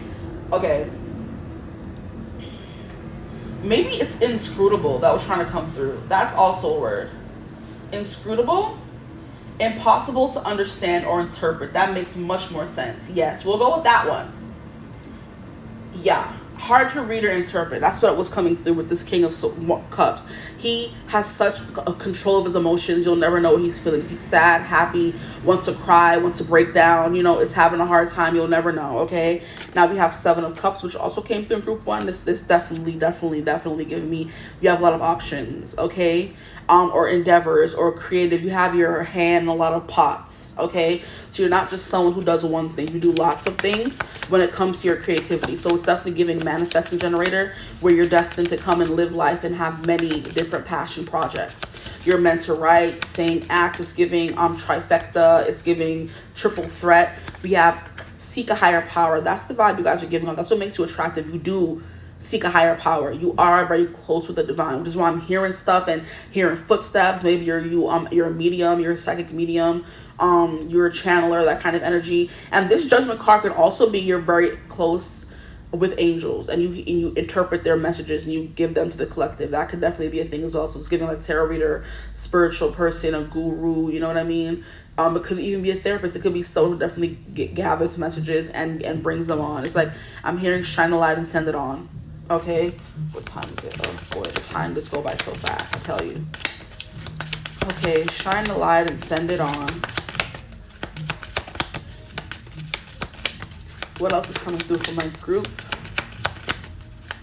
Choose, please, Spirit. Oh my. Here we have adventure, risk. Wow, you guys are getting it's very similar cards to group 1. So just go watch group 1. Do that. Adventure, risk. That's you when it comes to your career and your passions. You know, it was very different for group 1, but also not very different. You go after what you want. You don't stop, okay? You don't stop till you reach the top is definitely what I'm getting. So that's definitely what it's giving. Okay, we have separation.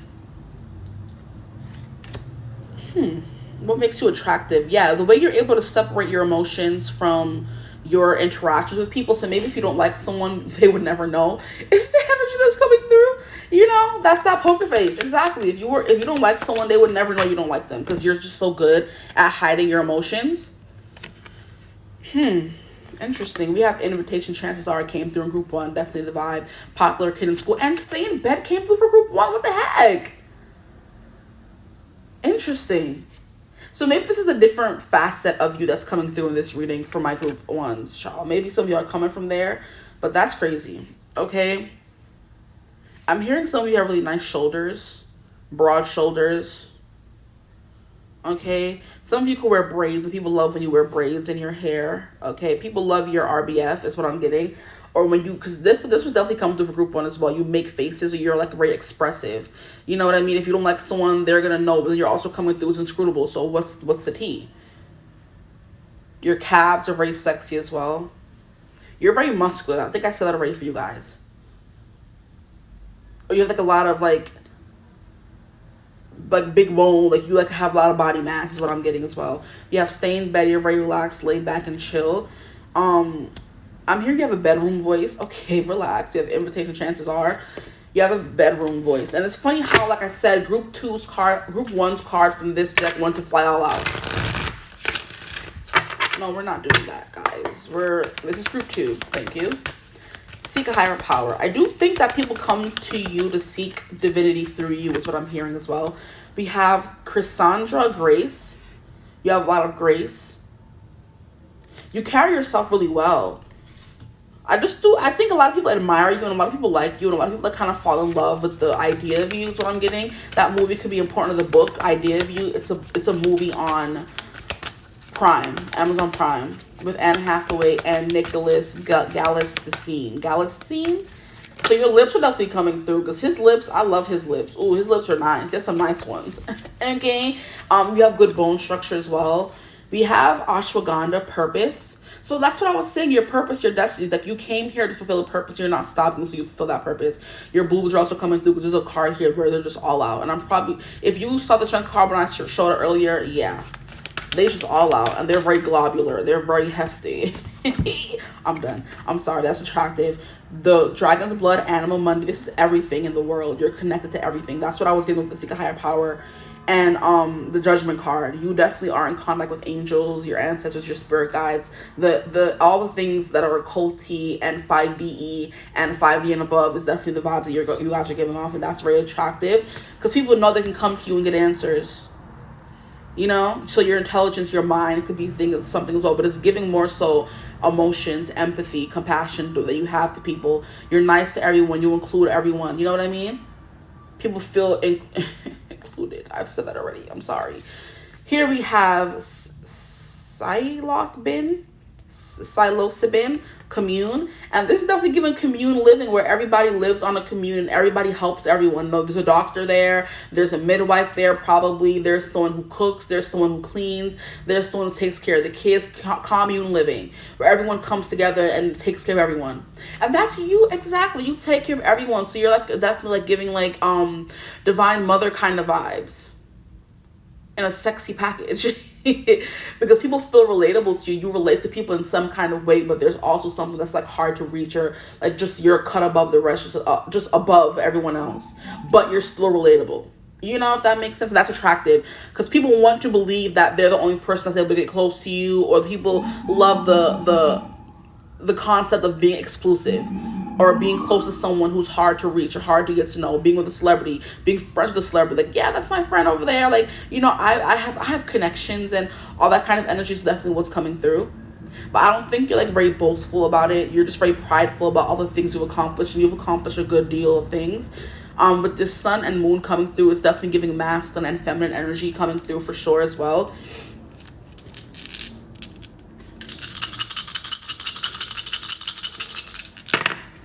We have 6th house. No, this is 9th house. So your wisdom. You guys are very similar to group 1. We have 2nd house, your assets, your money, the things you've accomplished, okay? Your property, the things you own, or the things you create, is definitely what the 2nd house is giving me in this instance. The things you create, the things you sell, your currency, your work, your value, the way you value yourself and others is very attractive, okay? We have Mercury, the way you communicate. That's what I was saying, your voice, the way you speak, that's attractive as well. If you want more physical stuff, go to group 1. Guys, I'm just going to say it. We have Taurus, which also came through in group 1, your throat, your voice coming through. Again, Mercury's communication. Taurus rules the throat, okay? That's what's coming through your voice as well. So you can have like a very long, sleek throat. If you don't, there's something that stands out about your throat, okay? Maybe like me, you have like the marks around your throat that makes it darker than the rest of your skin. That could be something that's coming through for you guys. Here we have Mars. That is your drive, your passion. Am I showing the right thing? Mamba. Mars. Bruh, stop playing. Mars, okay? Your action, your drive, your ambition, okay? Your body is also coming through. It's giving a more muscular tone. Your athleticism is coming through as well. Okay, I said muscular and tone. That's definitely the vibe coming through for you guys. And then here we have Libra, very balanced features.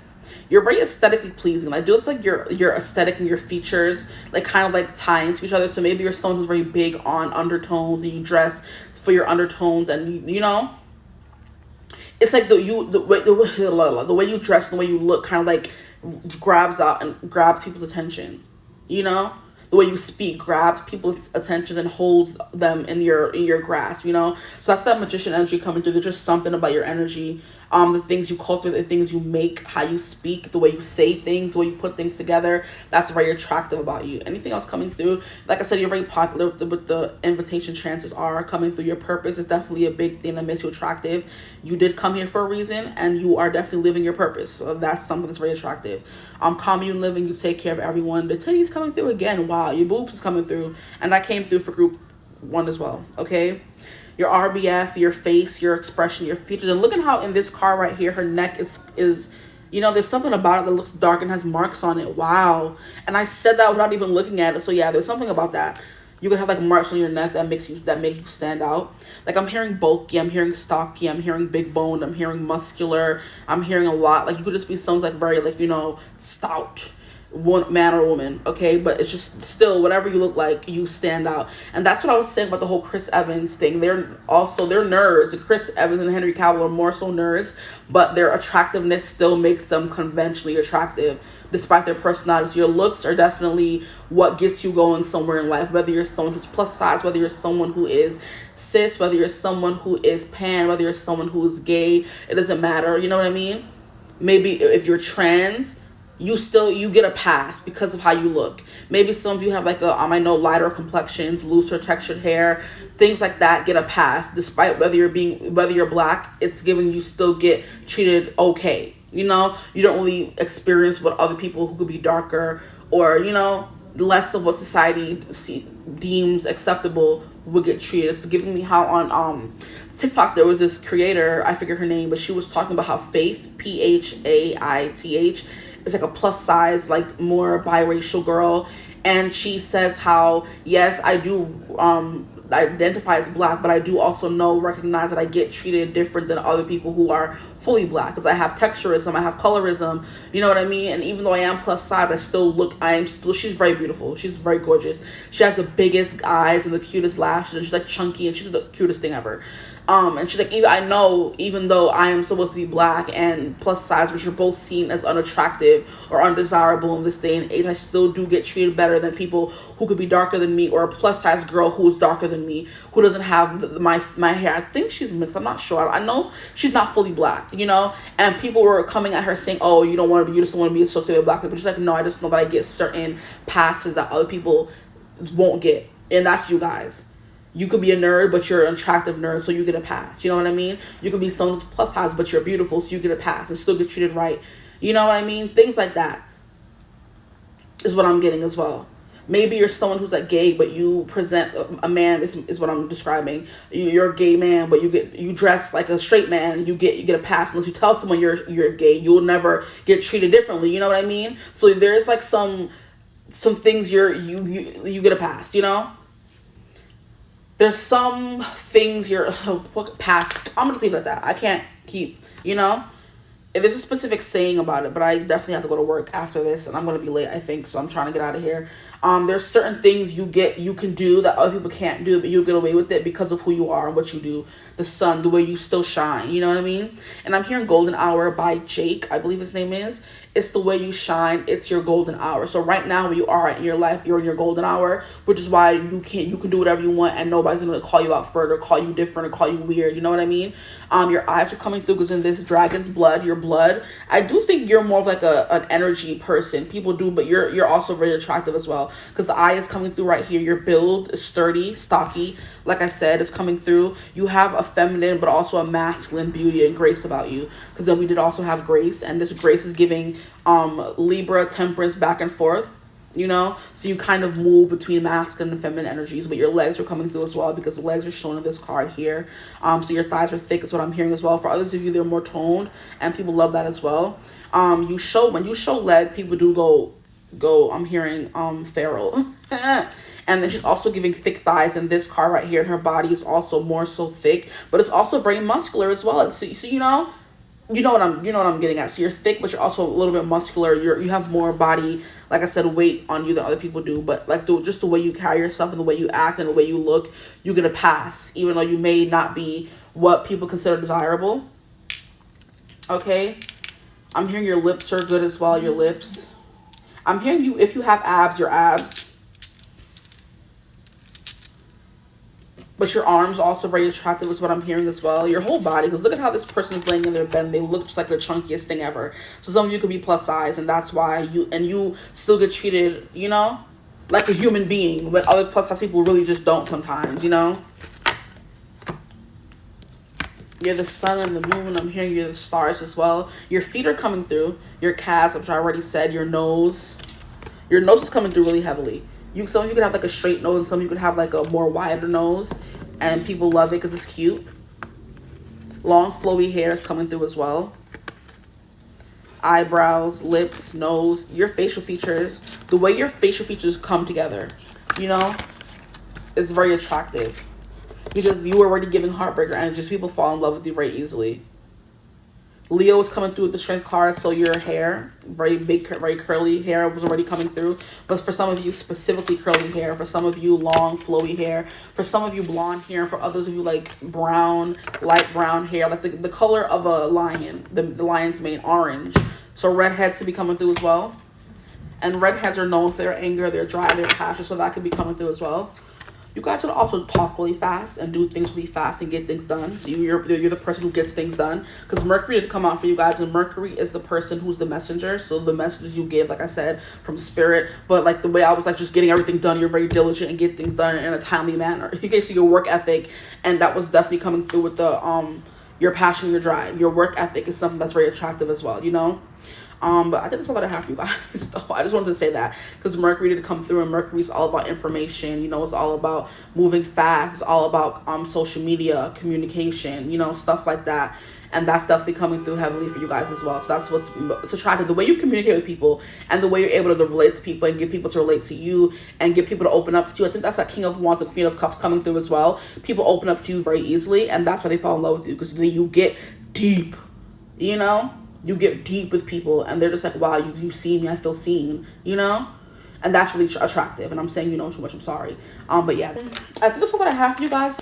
So if this video resonated, please feel free to like, comment, and subscribe. Join the tribe. We'd love to have you. If you would ever like to book a personal reading with me, you can always get in contact with me. Use my email in the description box below. But I hope you're having a beautiful, wonderful day whenever you're watching this reading. And as always, I will see you gorgeous people in the next one. Bye.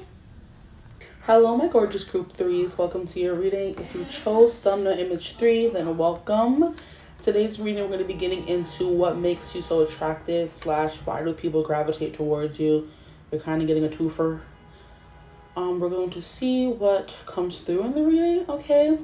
If you happen to be coming from group 1 or group 2, this is definitely a new day, okay? It's a new dawn, it's a new day, it's a new life, and we're feeling good. Okay, so that could definitely be the energy you carry around. People may think you feel like a new day, you know, new opportunities, you know, fresh energy. That could be your thing, your vibe. But people feel good around you because they said we're feeling good, okay? So let's get into the energy for you guys. I do want to shuffle some more. Let's get into it.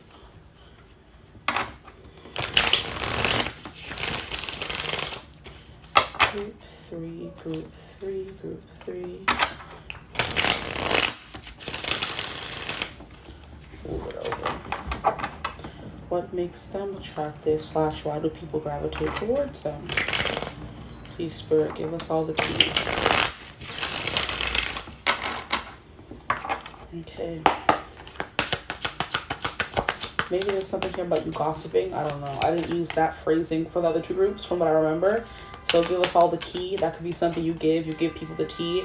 The 411. It doesn't have to be in the gossiping sense. It could just be in the sense of you keep people informed, bruh. And has so it begins. Ugh. Anyway, that could be quadruple confirmation. Who knows? Because please, what makes my group 3 so attractive / why do people gravitate towards them? Through Spirit. Let's get into this. Yeah, you keep people well informed, you know, or I'm hearing something here about woke, okay? There's something here about if people want to know what's going on, oh my gosh, in the world, they come and ask you.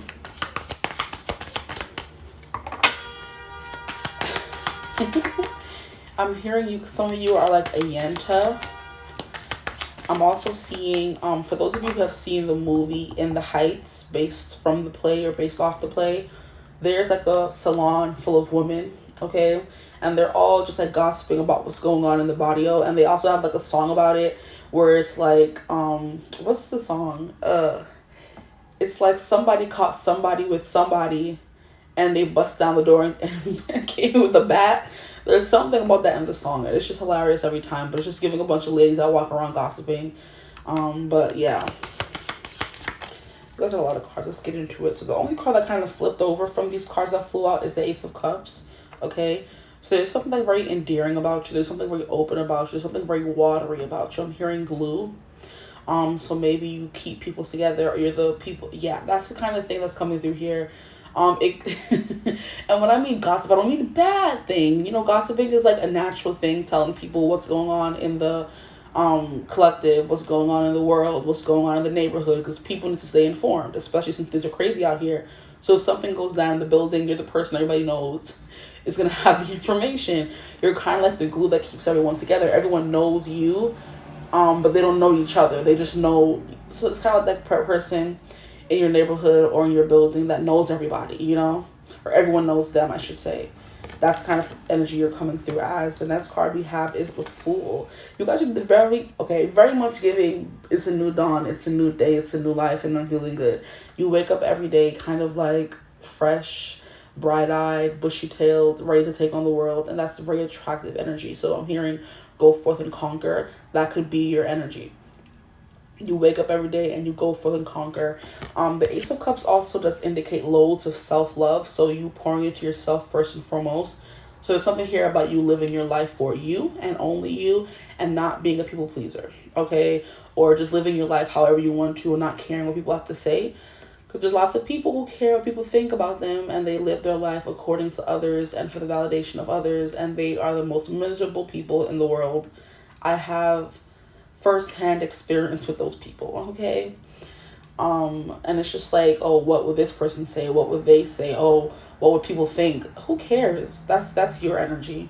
The fool is someone who's willing to make countless mistakes over and over again, if it means that they're happy and not really caring what people think. Even if it, especially if it means like living their life, their dream life, you know. So you're definitely not someone you're too scared to make mistakes or make enemies. Is the kind of vibe that's coming through for you guys. The next card we have is the Tower. So you definitely shake things up. I'm not sure if I'm going to take this upright or in reverse. But the Tower always makes me laugh when it comes out when I'm doing a reading about how would people describe you or what kind of energy you give off. Because what?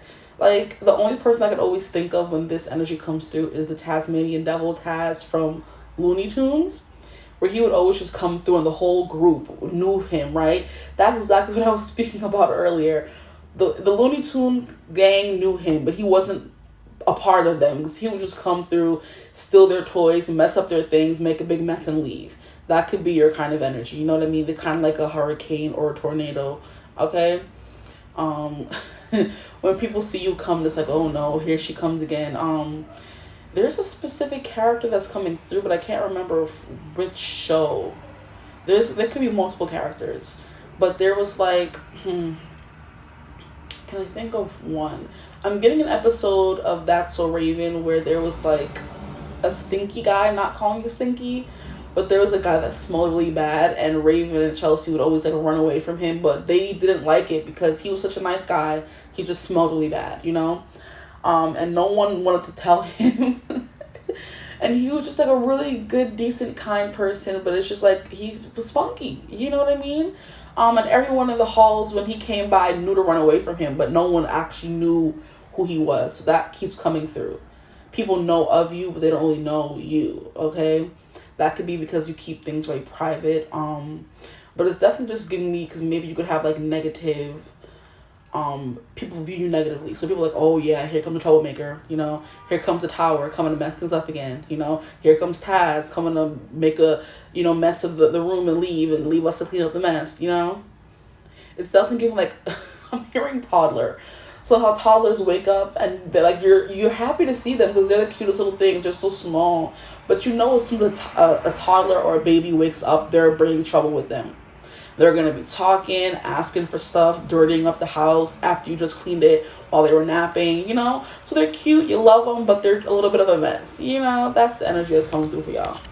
And you really just, not that you don't care, it's just maybe you're a little oblivious and that's attractive.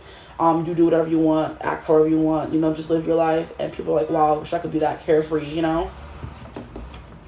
And then here we have the Two of Swords. This also kind of came out in reverse. I don't know if it means you're bad at making decisions or you're good at making decisions. But since the beginning of the reading, we were kind of getting a vibe that you're the person everyone comes to for information. I'll keep it upright for now. We'll see. It could mean both, or I meant to say both.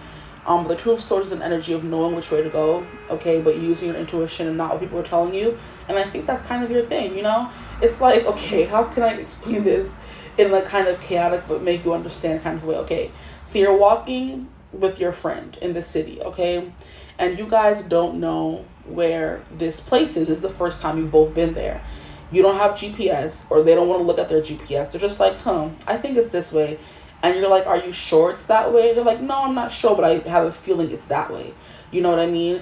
And you guys can either get lost or you could find your way there and make your way there. But there's just something about them that's like, no worries. You know, it's giving a Hakuna Matata. Who's a good example from that little threesome? There's Pumbaa, Timon. You guys are giving Pumbaa, where he's kind of like the clueless one, the goofy one, the playful one. You know what I mean? Timon was the responsible one out of the three, and Mufasa was just like look, everybody knew of Pumbaa, but nobody like really knew him. Everybody like ran away from him, because you know in his little song that he sang, he's like, when I was a young warthog, I found my aroma lacked a certain appeal. I could clear the savannah after every meal. I'm a sensitive soul, though I seem thick-skinned, okay? So some of you could be a sensitive soul, the Ace of Cups coming through, but you seem thick-skinned, and that's what makes you attractive. I don't know, okay? Or why people gravitate towards you. But that kind of vibe is coming through. The guy from That's a Raven, the Tasmanian Devil, everyone's like, oh my gosh, oh no, here he comes. But they still try to be your friend. Everybody still likes you and everything. But there's just that one thing, you know? And I'm hearing the song by One Direction. It says, but you've got that one thing. So get out, get out, get out of... And you see how as soon as y'all reading started, all the beeping started? Because I promise you, I was sitting here for a good 3 minutes before I started the reading, and then the beeping started. So you bring the chaos, okay? Chaos ensues wherever you go. But the One Direction song is get out, get out of my head or your head and fall into my arms instead. I don't know what it is, but you've got that one thing, and I need that one thing. So you have one thing, and people are like, okay, no matter the drama they bring or whatever, they've got that one thing, that just thing about them, okay, that makes them stand out, okay? Okay. Very interesting. What else is coming through for you guys? You guys are a little chaotic, I'm not gonna lie. People are like, oh my gosh, here they come again, here they go again.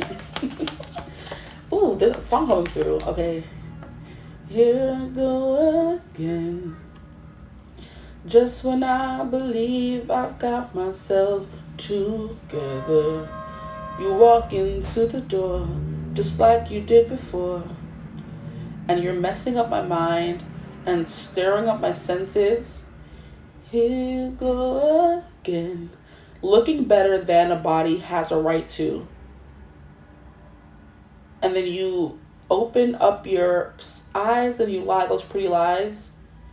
There's a song, it's called Here You Come Again. But the version that I know is a cover of the song, okay? And it's by, is it Charlotte? No. Here You Come Again. Yeah, I think it's like Charlotte Day Lawrence or something like that. She sings a cover of the song, but it's Here You Come Again. And it's like, just when I believe I've got myself together, you walk into the room or you walk into the something and you lie those pretty lies and you're filling up my senses. Here you come again, looking better than a body has a right to. And something, just like you did before. Is the computer working? It is. Let's see if I can.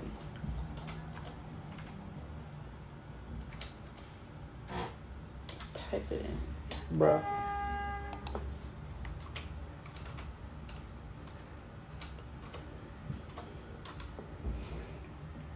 Go to Google. And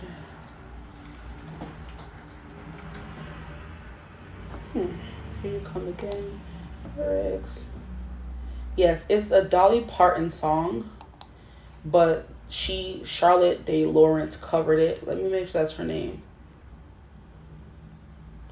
But basically the song says, here you come again, just when I've begun to get myself together, you waltz right in the door, just like you've done before, and rock my heart around your little finger. Here you come again, just when I'm about to make it work without you. You look into my eyes and light those dreamy eyes, and pretty soon I'm wondering how I came to doubt you. All you gotta do is smile that smile, and there go all my defenses. Just leave it up to you, and in a little while, you're messing up my mind, filling up my senses. Here you come again, looking better than a body has a right to, and shaking me up so that all I really know is here you come again, and here I go. It's such a good song. I like Charlotte, bruh. I think her name is Charlotte Day Lawrence. Like, I'm not bugging. But the only thing about it is it's only a Spotify cover. Yeah, her name is Charlotte Day Wilson. And she covered the song, but it's only available on Spotify because it's a Spotify cover. But I think you should be able to watch it or listen to it somewhere. But this is the words that are coming through. But she just sang it so nice. She has a very like husky voice and she sang it really beautifully. But yeah, that's coming through. like I said, you come through and mess up people. And it's funny how we have the Ace of Cups, and I was talking about something here about you be like very self-sufficient, very emotionally and self-lovedly. I'm making up words. Evolve. Maybe you make up words. Like someone's like very, comfortable in who they are and what they're doing. And then as soon as you walk in the door, people are just like, oh my gosh, here she go again. Here they come again. But one part of the song is like, you look into my eyes and lie those pretty lies. And soon I'm wondering how I came to doubt you. Like, what do you mean? That's crazy. But yeah, there's something here about dreamy eyes you guys have. So yeah. You're able to wrap people on your finger, which is what I was saying. People still like you even though you are chaotic, which is very interesting. Okay, what else makes people gravitate towards you? Sometimes you do need that chaotic energy. Not everybody likes it or loves it or wants to be around it all the time, but occasionally it can, do you some good. Here we have the Three of Pentacles in reverse. Okay, so we have a lot of reversal cards coming out for you guys. So this is definitely giving me not alone. Yeah, it's even like with lone wolf, solitary creature, with all the cards coming out in reverse, maybe a little secluded, maybe. But the Three of Pentacles upright means you are good at collaborating and working with others. The fact that it's coming out in reverse means you could like doing things on your own. So like a very solitary, lone creature. There are lots of creatures who can live on their own and don't need the whole community, in the animal kingdom energy. They don't need family, they don't need loved ones. They're just like lone sharks, what they call it. A lone shark, I don't really know, guys, but there are creatures who like just live on their own. They don't really need to be a part of a pack or a family or a herd. They're just like, on their own. I think a lot of our cheetahs, I do believe like cheetahs or tigers are more so like lone animals. They don't really have like, they hunt on their own, they live on their own kind of energy. So self-sufficient vibes. So self-sufficient loner is the vibes that are coming through for you guys. And maybe why people don't like you or kind of stay away from you is because maybe you always turn the conversation towards more serious things.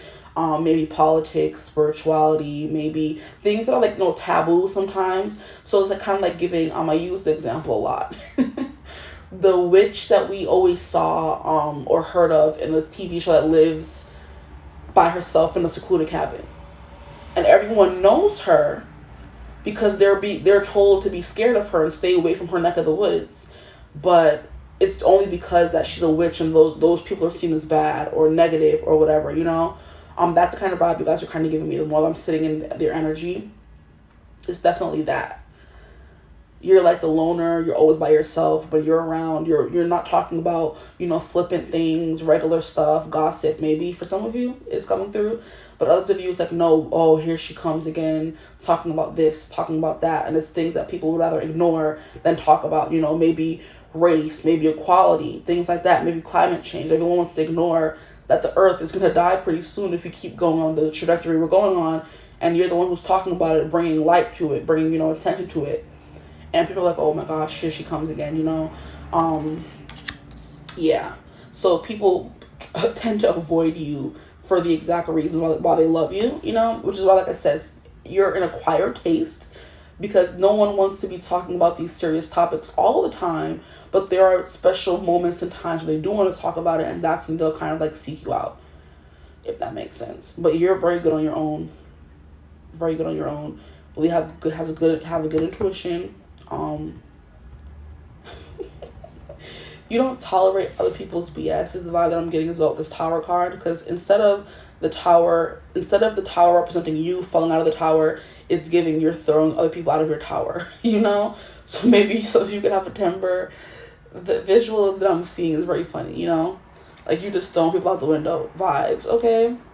So maybe you're very aggressive, maybe very combative. That could be coming through, but y'all are funny, I don't know. The next card we have here is the Page of Wands in reverse. So you guys are definitely giving like a loner vibe. Like you don't even have to be a loner. Just you're good on your own. You don't need friends, but you could have friends. You know what I mean? It's kind of maybe something you got used to being on your own. Maybe some of you are only children, or you didn't really have many friends growing up, or you don't really have many friends now. Because it confuses me sometimes when I see people come on social media and say they don't have any friends. I'm like, none? Not one? There was this, I think she's a tarot reader because she was doing a reading. and she was using cards. So she's a card reader, Oracle, Tarot. And she was like how she's making these videos to help her dog, because her dog, they found cancer or something in its stomach or liver or kidney. And I'm like, oh no, those videos always get me. And so I stayed and watched the video. And she was like, I'm using these videos to help support my dog because my dog is my only friend. And I'm like, your dog is your only friend? You don't have any real friends for real? And it just baffles me sometimes. Some people like being on their own. Some people like only having animal companions. Some people like that, you know, because humans are trifling out here. They really are. So I don't blame people. But I'm like, not one friend, not even one, you know. That's the kind of energy you guys are giving me. So yeah. A Page of Wands, someone who's not that outgoing, they're more quiet, more reserved to themselves. They, you know, because the Page of Wands upright is definitely someone like, you know, always jumping on the newest thing or always going here, always going there. And that does tie into the Fool very well, you know. So it could be a little bit of both for people watching.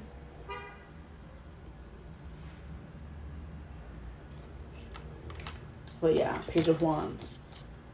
Definitely someone who's thirsty for travel, for knowledge, for interactions, a very social creature is a Wands characters. So the Queen of Wands, the King of Wands, the Knight of Wands, they're very social and they like, okay, so that could be the thing that's coming through. They like validation, okay? And with that coming out in reverse, maybe you don't really seek validation from other people is the energy that could be coming through. But the Page of Wands is also someone who could be very persuasive and very like, enchanting, if you will. So maybe it's supposed to be upright. Maybe you do work well with others. I don't know. We'll see what comes through in the oracle cards. That will be the final, you know, the final, what do they call it in the video games? That'll be the final test, the final monster, the final round to see if what I've been picking up is true. Because some people are both. Some people are quiet and also loud. So maybe there are moments when you're loud and very talkative and want to talk about what you care about and what you're interested in. And there are other times where you're more so quiet, you know, and you don't really want to be bothered. Okay, here we have the Queen of Cups. Yeah, and it's coming up to clarify the Ace of Cups. That's beautiful. Yeah, you're definitely someone who's more like, maybe you're soft-spoken or, I'm hearing you're definitely soft-spoken, you're very intuitive, but also you could have like really big eyes. That's what always comes through in one group or like two groups. Like someone like has really big like doe eyes, you know. You could be giving me like the person who always seems like a little lost or oblivious, you know. It's like the kid that hasn't experienced much life, so they're more so in their shell, scared to, you know, really assert themselves because they have been in that shell for so long. It's hard for them to express themselves. It's giving the nice kid, the one who smiles, is nice to everyone, you know. That kind of vibe is what you guys are also giving me with the Queen of Cups, because she gives you that vibe, you know. She's the quiet, nice girl that everyone knows is nice, but no one really knows her. Because people are like, oh yeah, she's nice, but that's all they can say. Like, there's a multitude of characteristics to explain someone, and you're going to stick to nice, you know? It's that kid that kind of gets overlooked in every class setting, you know, because they're not as loud as the other kids. It's the kind of energy that's coming through. But then you guys were getting the Tasmanian Devil as well. I think he was misunderstood, okay? He was misunderstood. Taz he was adorable, and I feel like when you are known as someone who's always acting out and people don't give you a chance to change or be better, of course you're going to stay stuck in that Taz and your energy of being destructive, you know what I mean? Or being too quiet. It's kind of like people place you in a box, and kind of like keep you there and don't give you the opportunity to kind of evolve into something else. So if you were the annoying kid growing up, you're always going to be the annoying kid. And it's like, no, I've evolved, I've changed. And people are like, no, you're still the same kid. Stay over there, you know? Stay in that box. Because like, that's what society likes to put people in a box. You're either this or that. You can't be everything or, you know, more than one thing. But that's what's coming through for you guys. A Queen of Cups. A very much like a perceptive person who kind of sticks to herself. Is very quiet. But she's also someone who sees everything and has really good gut feelings on people, you know? So just take what resonates for you. A bunch of different things are coming through, but okay. We have the Lovers. Interesting. Are they naked? They are. Of course they are. For some of you, you're always on your own, or you have one friend people always see you with. is the vibe the Lovers is giving me. The Lovers is not about friendship at all. It's about making decisions, choices, sometimes, twin flames or soulmate bonds, love, marriage, stuff like that. But it always can also give me, since it does represent soulmates, best friends or friends are soulmates as well. It's just not romantic. And the Lovers card was not initially supposed to be a romantic card until everyone just sees the Lovers and it's like, oh, that's a love card. The Lovers card is not initially a love card. It's more about choices, making important life-changing decisions, choosing between this or that kind of energy, which path you want to go on, okay? Because if you look at it in the grand scheme of the major arcana, before the Lovers, we have 5, which is Hierophant energy, which is you seeking counsel from someone, following traditions, and seeking counsel from someone, trying to make a decision or find your place or your path in the world. And the Lovers card is after you've received that counsel from the Hierophant, or after you've made your confession, whatever it may be, you now move on to the Lovers card, which is now making a decision on what you want to do, whether it's right from wrong or this or that, And then after the Lovers card, we have the Chariot, which is someone going after something. So if we're looking at the Lovers in the grand scheme of the major arcana and the journey that the Fool goes on, okay, it's giving making a decision and life-altering decisions after seeking counsel from someone, So you could be the person that people seek counsel from, because you're giving kind of like Sage, Queen of Cups, Hierophant, High Priestess vibe, because the High Priestess also gives me that witch in the hut in the forest that stays to herself and no one bothers, or they're scared to bother, but they will come and ask her for something, right? If they need her help with something, they'll come and ask her for the help. But people are like, oh, watch out for her, she's scary. And it's like, is she really? Because I'm pretty sure there's people who come to her and ask her for things and she gives it to them and helps them. But people have given her that negative connotation of being scary. And it just sticks with her for the rest of her life, which is why she kind of keeps to herself, But yeah, that's kind of what I'm getting from the Lovers card. So the Lovers represents a decision being made. There's something here where people coming to you and asking you, because for whatever reason, you're giving me the angel on top of them. And there's these people who are dancing and kind of like maybe praising you in some kind of way. I don't know. But with this Here You Come Again song that was coming through, it definitely is, you're very good at persuading people to do things they don't want to do. You're very good at getting your way as well. Let's see what else came through for you guys. We have the 10 of Wands. What makes you attractive and why do people gravitate towards you? Okay. We're going to stick with vibes first, and the more we go on, I'm going to see if I can pick up any physical traits. 10 of Wands, you can be very muscular, very strong. Here we have the 2 of Wands, very adventurous. We do need 2 more cards to complete the spread, so let's see what comes through. I hope you're already at 27 minutes. I just looked at the clock and it said, okay, here we have the 3 of Wands in reverse. So all these cards are coming out in reverse. I don't know. And it's coming out to clarify the 2 of Swords in reverse. The 2 of Swords in reverse, clarified by the 2 of Wands, okay? Then we have the 3 of Wands, clarifying the 3 of Pentacles. Okay, wow. If a page comes out, I'm throwing the whole deck, and that's it. What makes my group 3s attractive, please? Is this the page? No, it's the 6 of Cups, but also in reverse.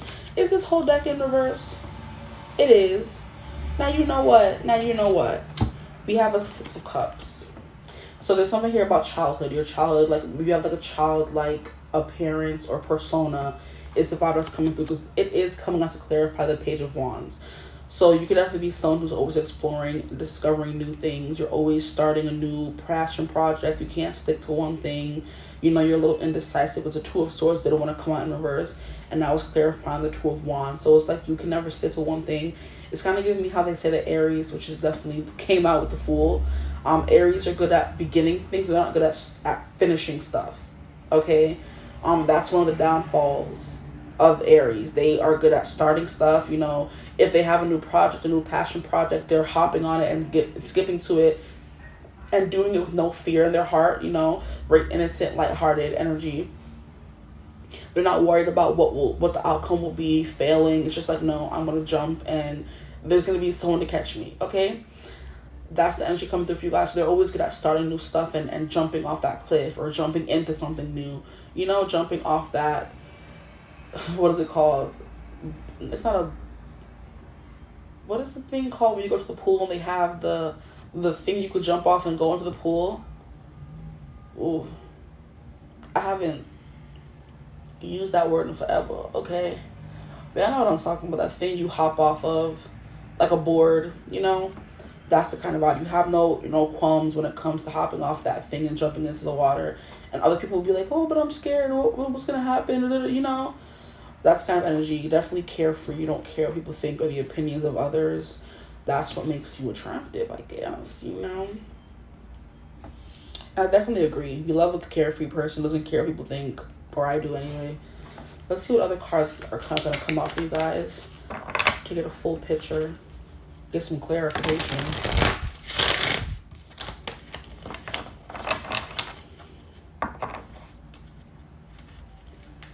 Yeah, it's definitely giving like you orchestrate things.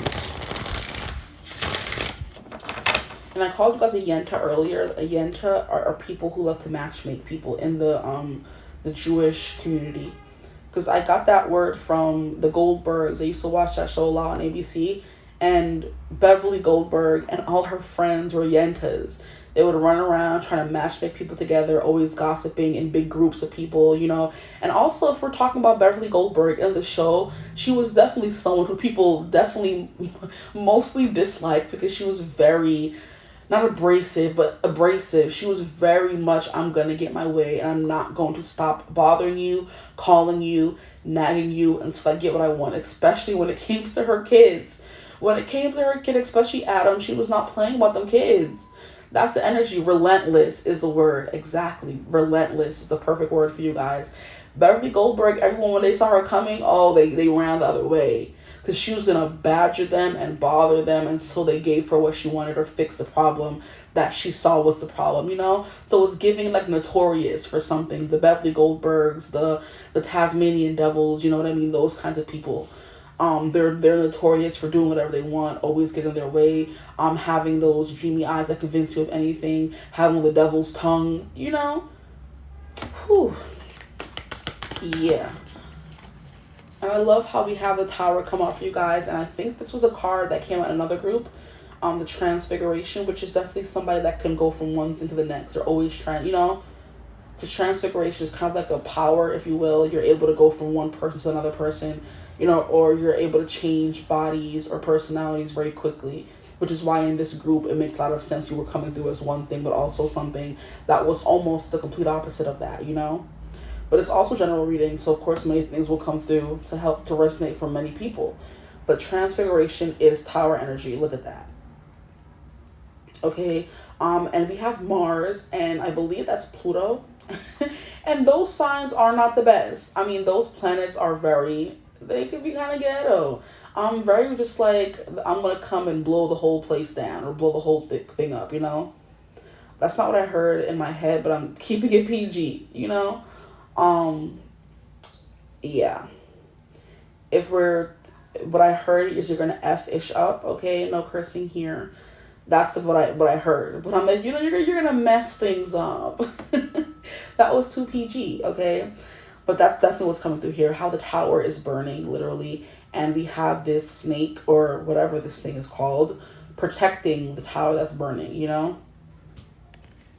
And it's always giving me how we can see this as the snake protecting its tower that other people are coming to burn and, you know, riot about, or it trying to destroy the tower itself. It's always a little bit of both for me when these cards come out. But let's see what else comes out for you guys. Here we have Nettle Action. That's that Mars energy coming through once again. And here it's Mars. And wait, it's the same exact energy, bruh. And we have snakes coming through twice. Or like slinky animals. We have a snake here. And then we have this, whatever this thing is in the card here. Wow, okay. Nettle Action. Yeah, there's something right. It's that, and I did say devil's tongue. And that's like, alluding to the Eden, the Garden of Eden, and how the serpent convinced which one of them ate the apple. Child, I be forgetting. It was I'm trying to remember who was who. The serpent convinced Adam, Eve. I don't know. I think it was, I don't know. I forget. I'm pretty sure it was Eve who convinced Adam to eat the apple. And that's why they like to say women are so evil, and they use their womanly whatever to convince men to do things they're not supposed to do. This is how they paint women in a bad light, essentially, is my take from the whole Garden of Eden debacle. Because how Eve ate the apple, but men have something stuck in their throat and they call it the Adam's apple. Stop playing with us. We're not stupid. We're not dumb. Okay. We're not stupid. Women don't have nothing in their throat. But the person that supposedly ate the apple was Eve. Okay, it was Adam. We know it. Thank you. Now we have motherwort, which is strength. Okay, so it's definitely giving me you have been through some things, or there's something about you that doesn't give up or back down. The Beverly Goldbergs. Now, if you know that show, you would know exactly what I'm talking about and why it fits so perfectly with the energy that I was picking up on. If you don't, like I said, she was definitely someone who went to the teachers in her school and was always badgering them when her kids got the bad marks, or something was happening at school. It's just giving mother hen vibes. And that's definitely the Queen of Cups. She's like quiet in every other sense except when it comes to being a mama bear to her kids, kind of the vibe the Queen of Cups gives me, And she's like, I don't go to fight you or cuss you out the way the Queen of Wands, the Queen of Swords would. But I know what you're going to get what's coming to you, So it was giving like pacifist maybe, or a peaceful protester. The Queen of Cups can kind of give me those, what do you call it? I'm hearing gypsy vibes, so maybe you guys have gypsy vibes. That's very attractive. And I do believe that's definitely ties really well into the whole witch shack in the woods, because gypsies are travelers and they don't stay one place very long, but there's also something very spiritual about them. They come with like a lot of traditions and a lot of negativity as well, because once you're someone who lives your life the way you want to, everybody's calling you negative things, But yeah, we have motherwort, strength. So it's definitely your mothering energy, but the way you are blowing things up instead of maybe peaceful protesting, Beverly Goldberg was busting up in that school and cussing out everybody about her kids, okay? Very, very full-on vibes. You don't take anything lying down, okay? And that's that strength. She didn't really care what people said. She was also running that household as well. I think her husband's name was like Murray or something. He thought he was in charge, but we all know who was the real big kahuna. Beverly. Here you have lemon balm, nurture. So you guys are getting like a lot of nurturing things, especially with the Queen of Cups coming through. You have like a very mothering nature, or you care about people nature, nurturing nature. That's what's also very attractive about you. You do come out, you are full on.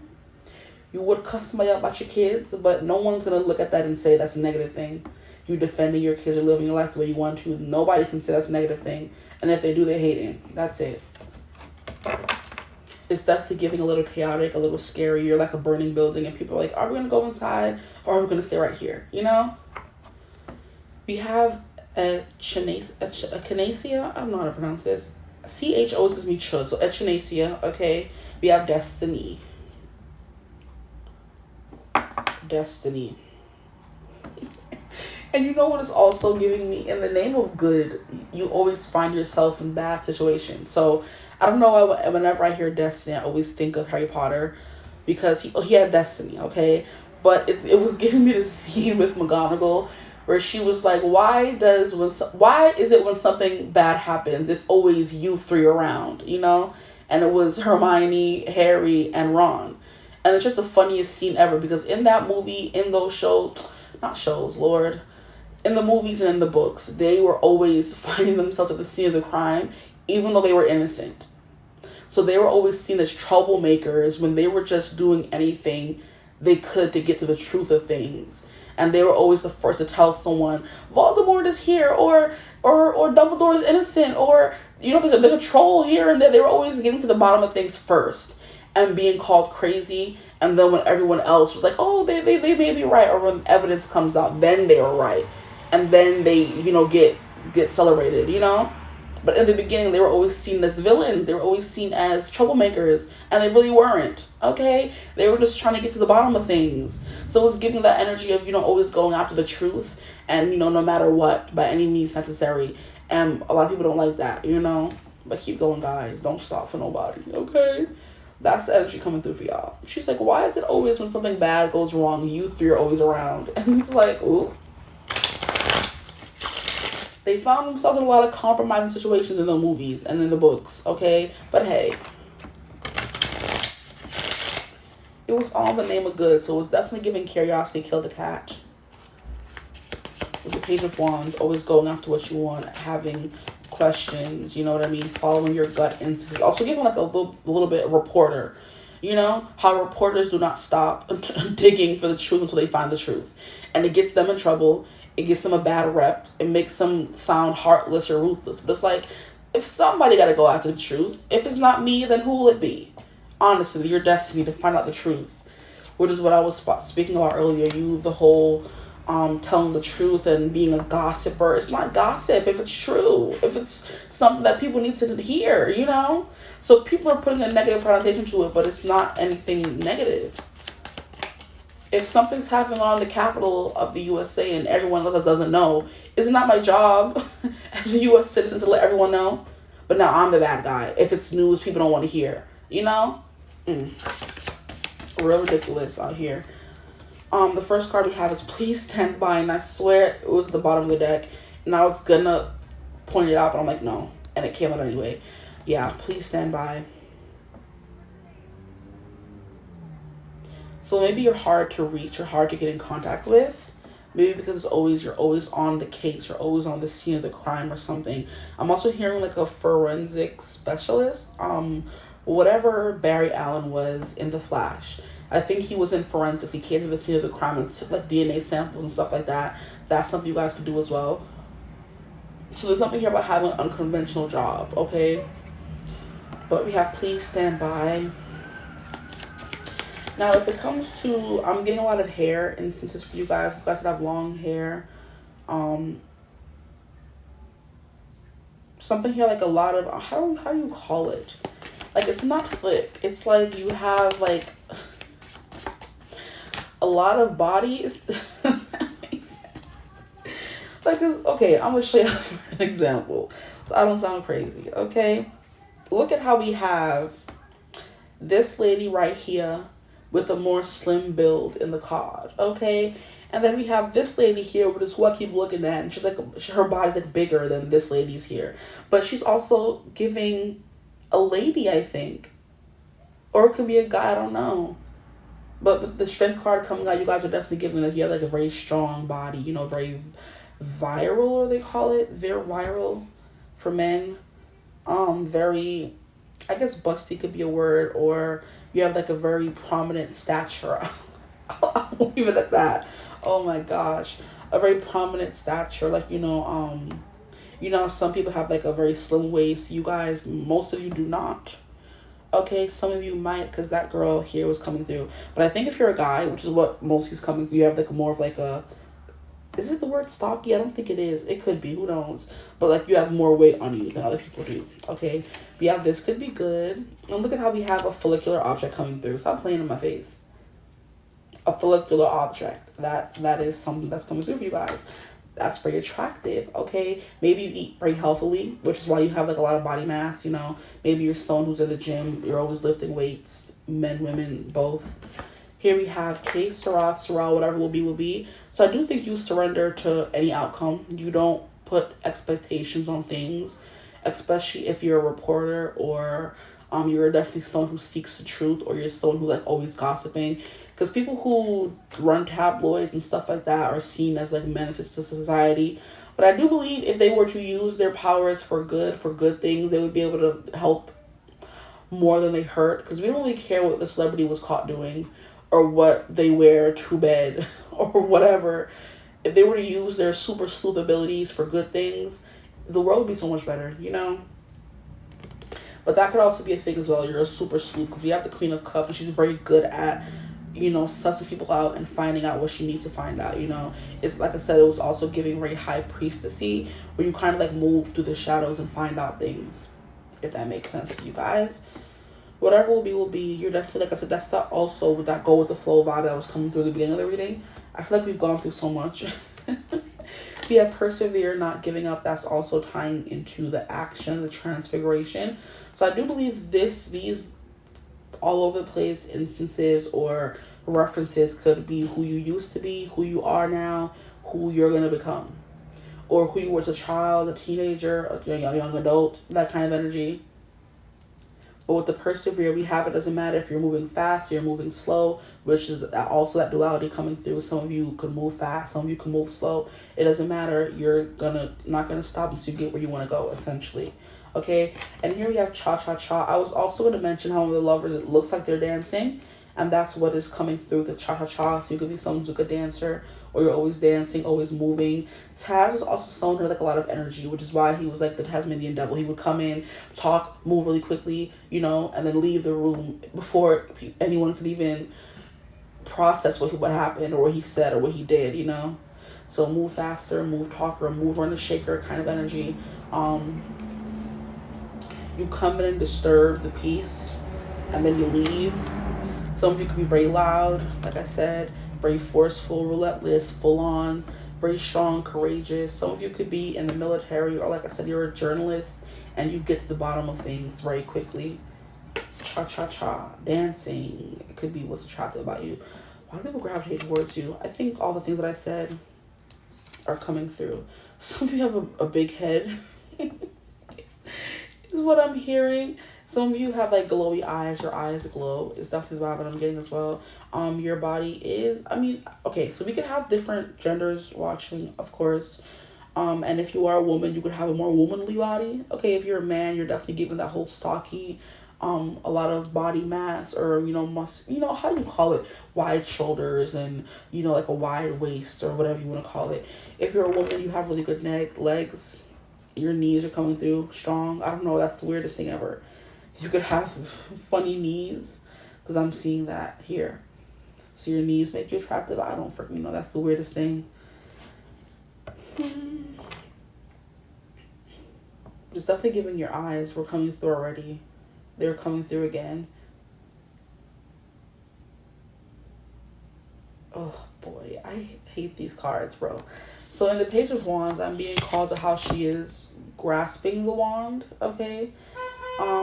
See, look at that. It's confirmation. Yeah, there's something here about you. You have a good grip. It's giving how babies, when they hold on to something, they're so strong for babies. Like, as soon as they grab something, it's hard to let them release it. So maybe you hold on to grudges, or you hold on to situations longer than you should. But like I said, if you are that journalist archetype, you hold on to something until you solve it, or until you resolve it, you know? Here we have foolish, the fool, and then foolish coming through. People think your foolishness is attractive. You know how people say stop your foolishness? That's what I'm getting from this card. Like, so your foolishness, the things, your antics is definitely what I'm getting. Your antics, maybe you're someone who's like very jokey. The class clown, maybe. And your foolish antics are funny or attractive. I don't know. Yeah, there's just something here about you just being unapologetically yourself, not really caring what people have to say about that. Some people are going to see you in a negative light. Some people are going to see you in an inspiring light. It just really depends on the perspective of the person. You have a lot of heart, though, okay? You have a lot of heart. I'm hearing you've got a heart, kid. You're going to go places. You're going to go far because you care about people is the thing about it.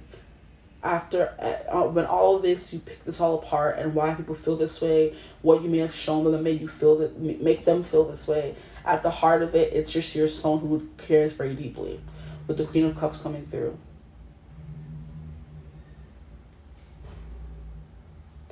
There's something here about you help people make important life decisions as well, is the vibe that's coming through for you guys.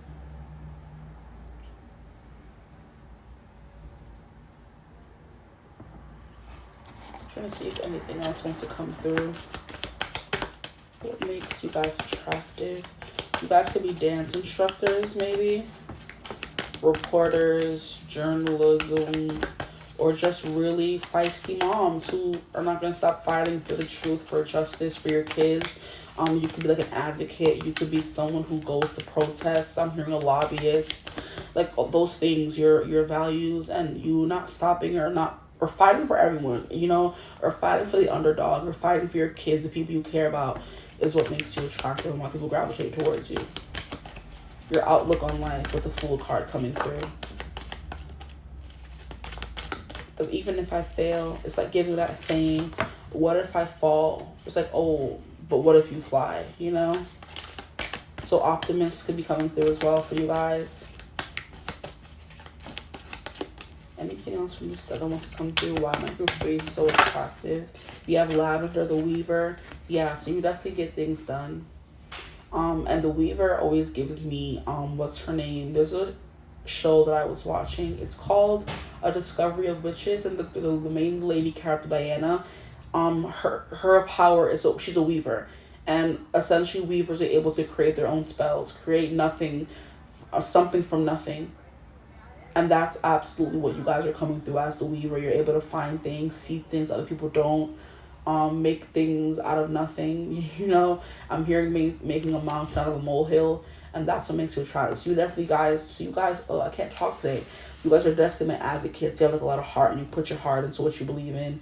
There's a special cause that you believe in, whether it includes animals, whether it includes children, the environment. We also have tobacco offering. You have lots to offer. Maybe some of you, you smoke tobacco.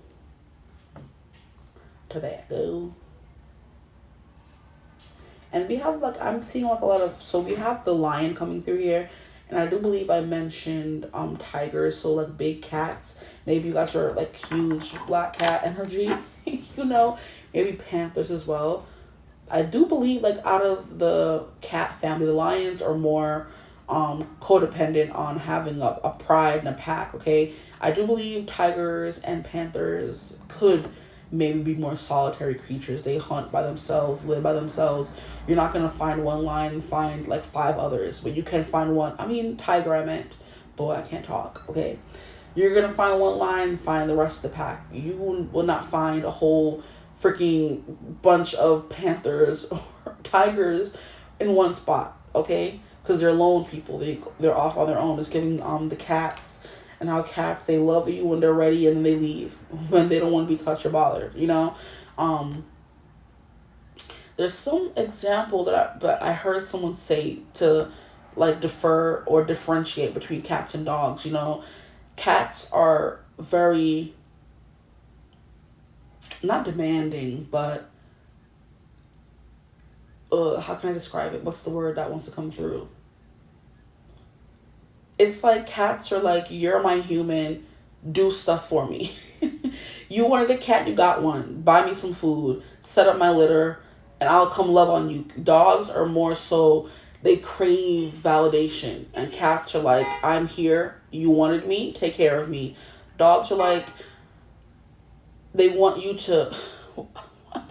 The car beeped exactly after I said that. Yeah, you're right. Dogs are more crave that validation and connection from humans, and it's the reverse for humans, crave that validation from the cats. Does my cat love me? Now, of course, there are some cats who act more like dogs, but for the majority of cats, they're very much love me, leave me alone. Have my food ready at this time. If I want to come snuggle you, I will. I'll meet you in the room when I'm ready. Standoffish vibes. I'm gonna go do my own thing. I'll see you on the flip side. Dogs are more can I please have some food? Can you please do this for me? Can you please do that for me? Instead of the cats who demand it, you wanted a pet, you got one. Give me my food right now. Dogs are they come cuddle up to you and ask you for things while cats demand, okay? That's the difference that I'm getting between you guys. You guys are definitely getting more cat. Or more predator, I guess I could say.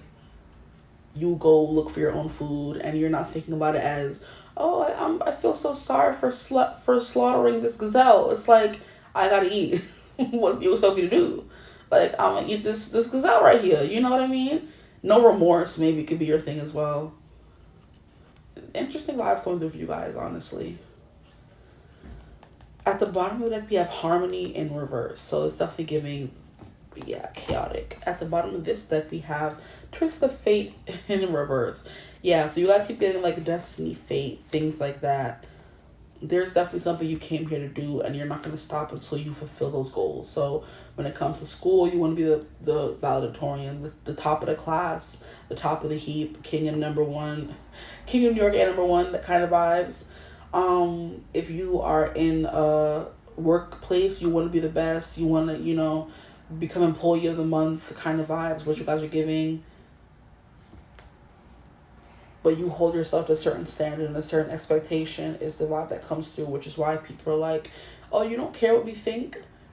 We it's kind of like giving how when people don't care what other people think, people like secretly love them, but put on an outer show of not liking them, is the vibe that's coming through for y'all. Okay, so I'm gonna leave the reading right there. I've been talking for too long, but I hope this reading resonated. If it did, feel free to like, comment, subscribe, join the tribe. I'd love to have. If you'd ever like to book a personal reading with me, you could always get in contact with me using my email in the description box below.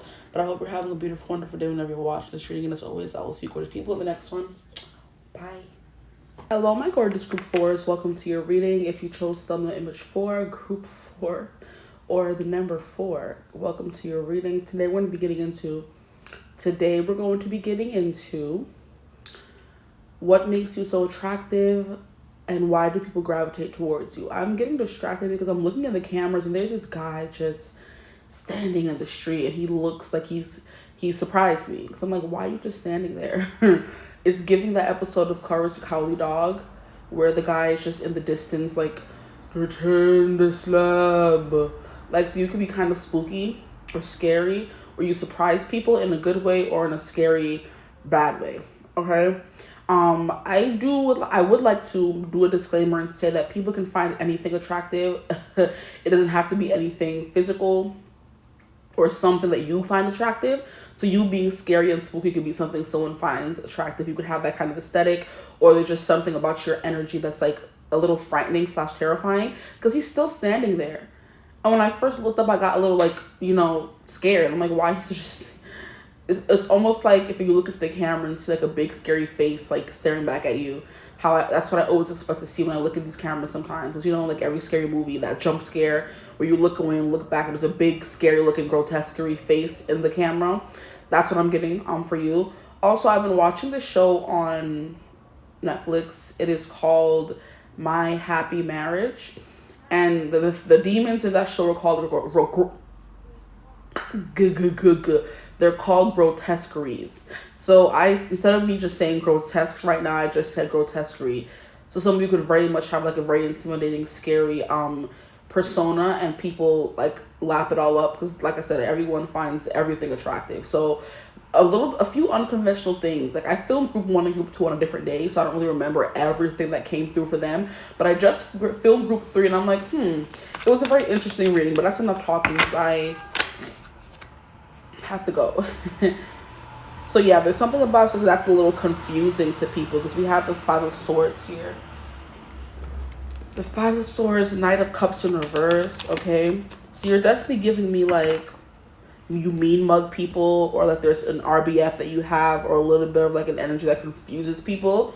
So let's see what comes through in these cards. You have the 3 of Wands in reverse, so you're not approachable is what I'm hearing.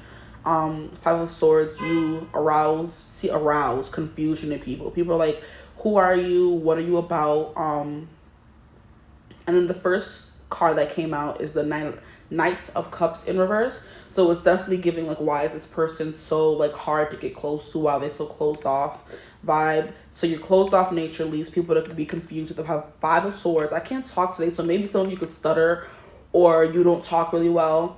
I do believe I was watching so maybe you're also scatterbrained, and that's, some people find that really attractive, that you like struggle to get out what you want to say because you have so many things to say, so you get like really excited when it comes to what you're interested in, and that's attractive because people love people who love what they do and what they're into. So I was watching Goblin Queen tarot reading, and she was like, how I feel like I mentioned it already in another reading, how her talking really slow kind of irritates people in the comments.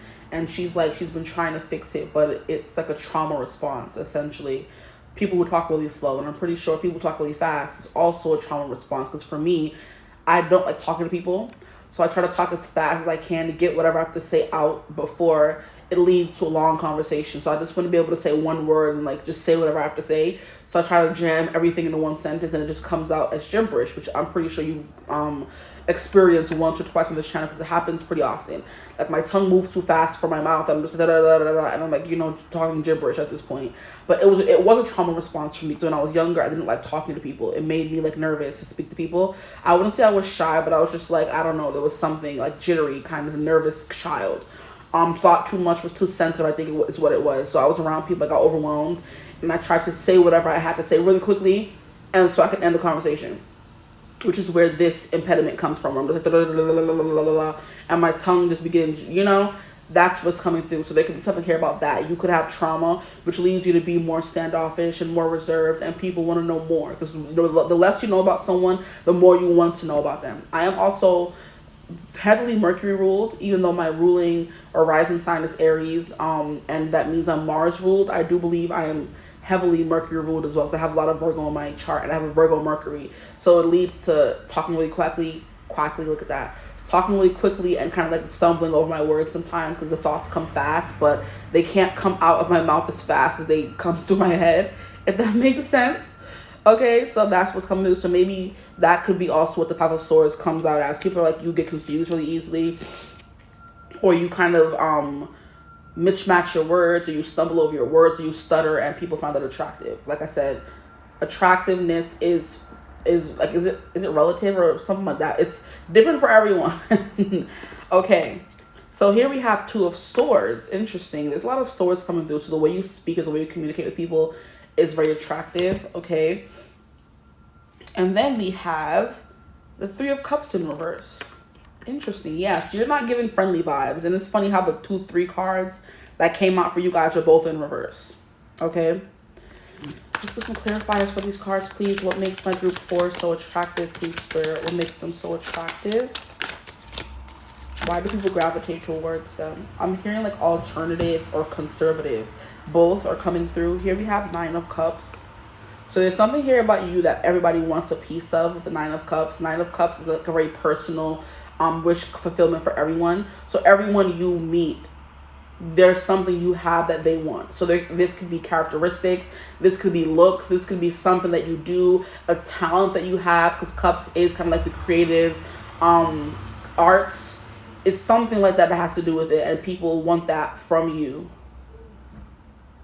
Maybe some of you like to wear black a lot, so like I said, or maybe some of you look good, or you dress really well, and that's the one thing people want to know about you, or or maybe people are mad that you look really good, but you don't show it off enough, is what I'm getting. So maybe you have like a really pretty face or a banging body, and you don't dress it up enough for people's, preferences.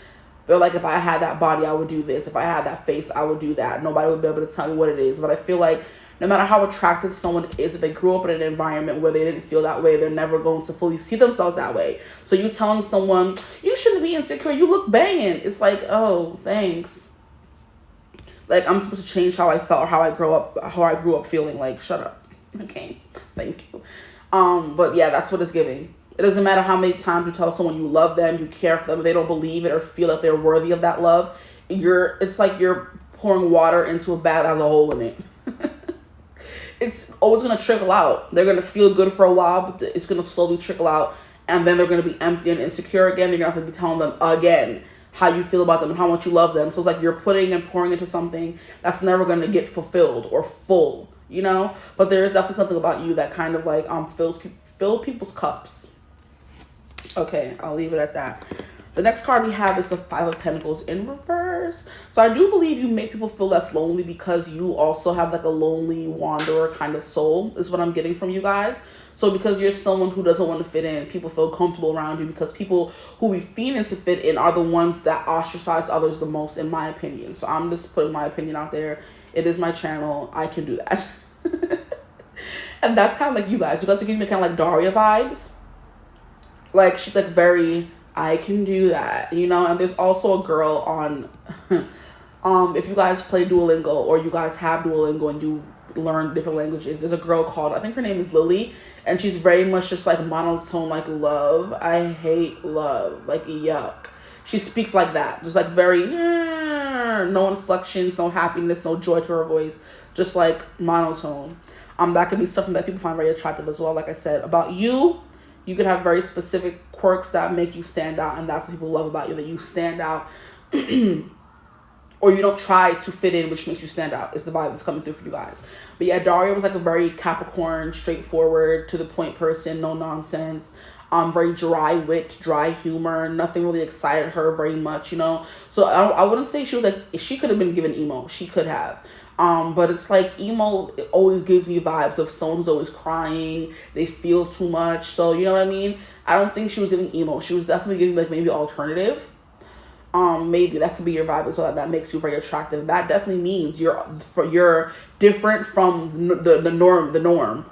You're alternative. That could be just your personality. It doesn't have to be how you dress. There's something alternative about you, and that could be, you know, many different things. Not always just looks, but alternative is a look where you dress kind of emo, kind of goth, kind of something, but it's out of the norm, out of the ordinary. Okay.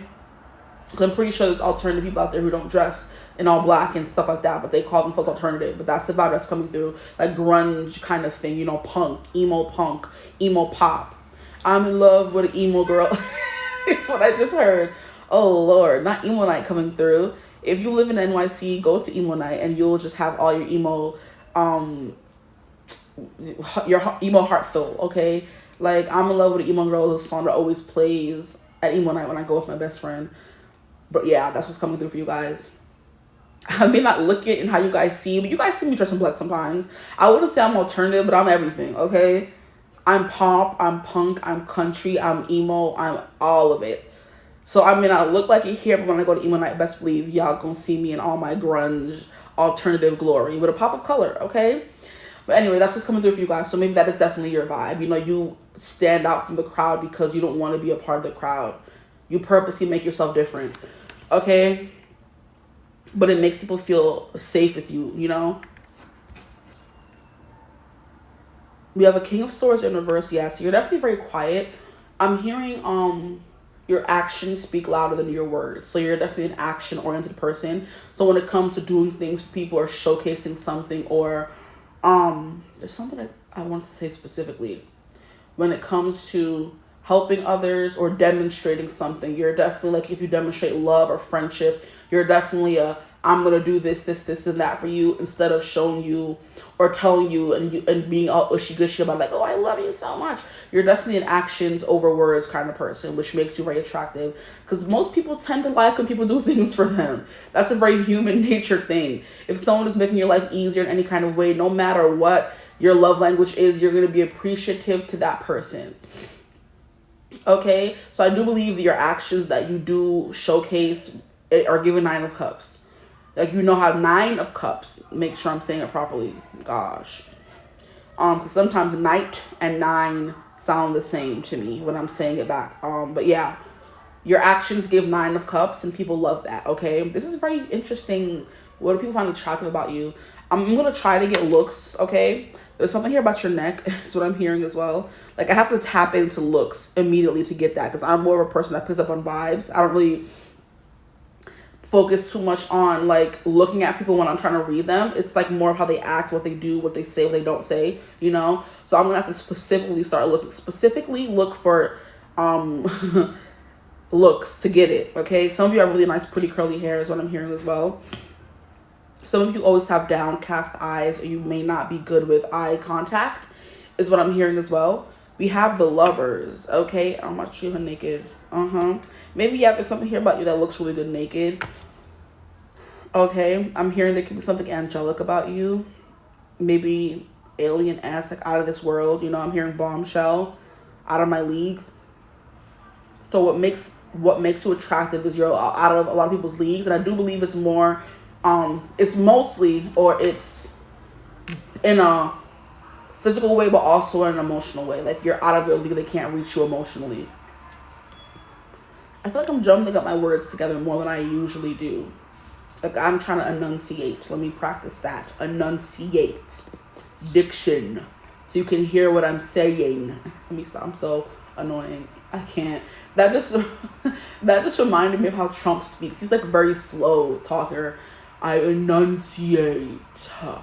Make America great again. Like, he speaks like that. I'm like, shut up. So annoying. But yeah, I don't know why that just sounded like Trump for a second. But yeah, we have Knight of Wands in reverse. All the knightly energies in reverse. Knight of Cups in reverse, Knight of Wands in reverse. Yeah, you're definitely giving more introverted, and that's attractive about you. Okay, I do believe you guys are kind of giving me vibes of group 3. So if you felt called to group 3, you can go watch that one as well. We have 8 of Wands. I'm hoping to pick up on more physical characteristics because group 3 didn't get very money. So maybe people don't really focus on their looks when it comes to how attractive they are. But for you guys, I'm giving you do talk fast because we have the 8 of Wands in reverse. So it's like you move fast, but in a way where people, or you talk fast, but it's when people can't understand you. So, you know, it's kind of like giving like Busta Rhymes and a few rappers who can speak really fast, but them, you can understand what they're saying because they have to make what they're saying understandable. Me, when I talk fast, I'm like, I be getting lost in the song. I'm like, wait, what did you just say? Like, I listen to my videos back sometimes and try to watch or pick up how for me, and I'm like, girl, enunciation, please. Like, what did you just say? Like, it just got lost in the sauce there, you know? Yeah, okay. 8 of Wands in reverse. Something maybe slow and methodical about you because 8 of Wands is definitely like a very fast-moving energy. And it coming out in reverse, clarifying the 3 of Cups in reverse, is like giving me a vibe of when it comes to social situations, it takes you a while to kind of warm up, which is playing into the whole hard to get to know person. Okay, I want to get one more card for what makes you attractive. I'm hearing you have a attractive chest. Of course, I could translate to boobs or just chest for my men or non-gender conforming. Okay, now we have something here about calves. So you have really strong, attractive calves as well.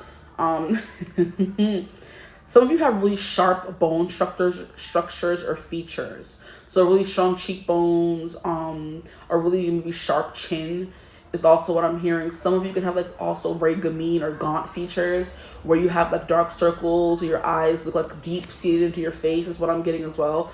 But people find that attractive. Okay, maybe there's something here about the spacing of your eyes. Maybe you think it's too close together, people may like it. Maybe you think it's too far apart, people may like it.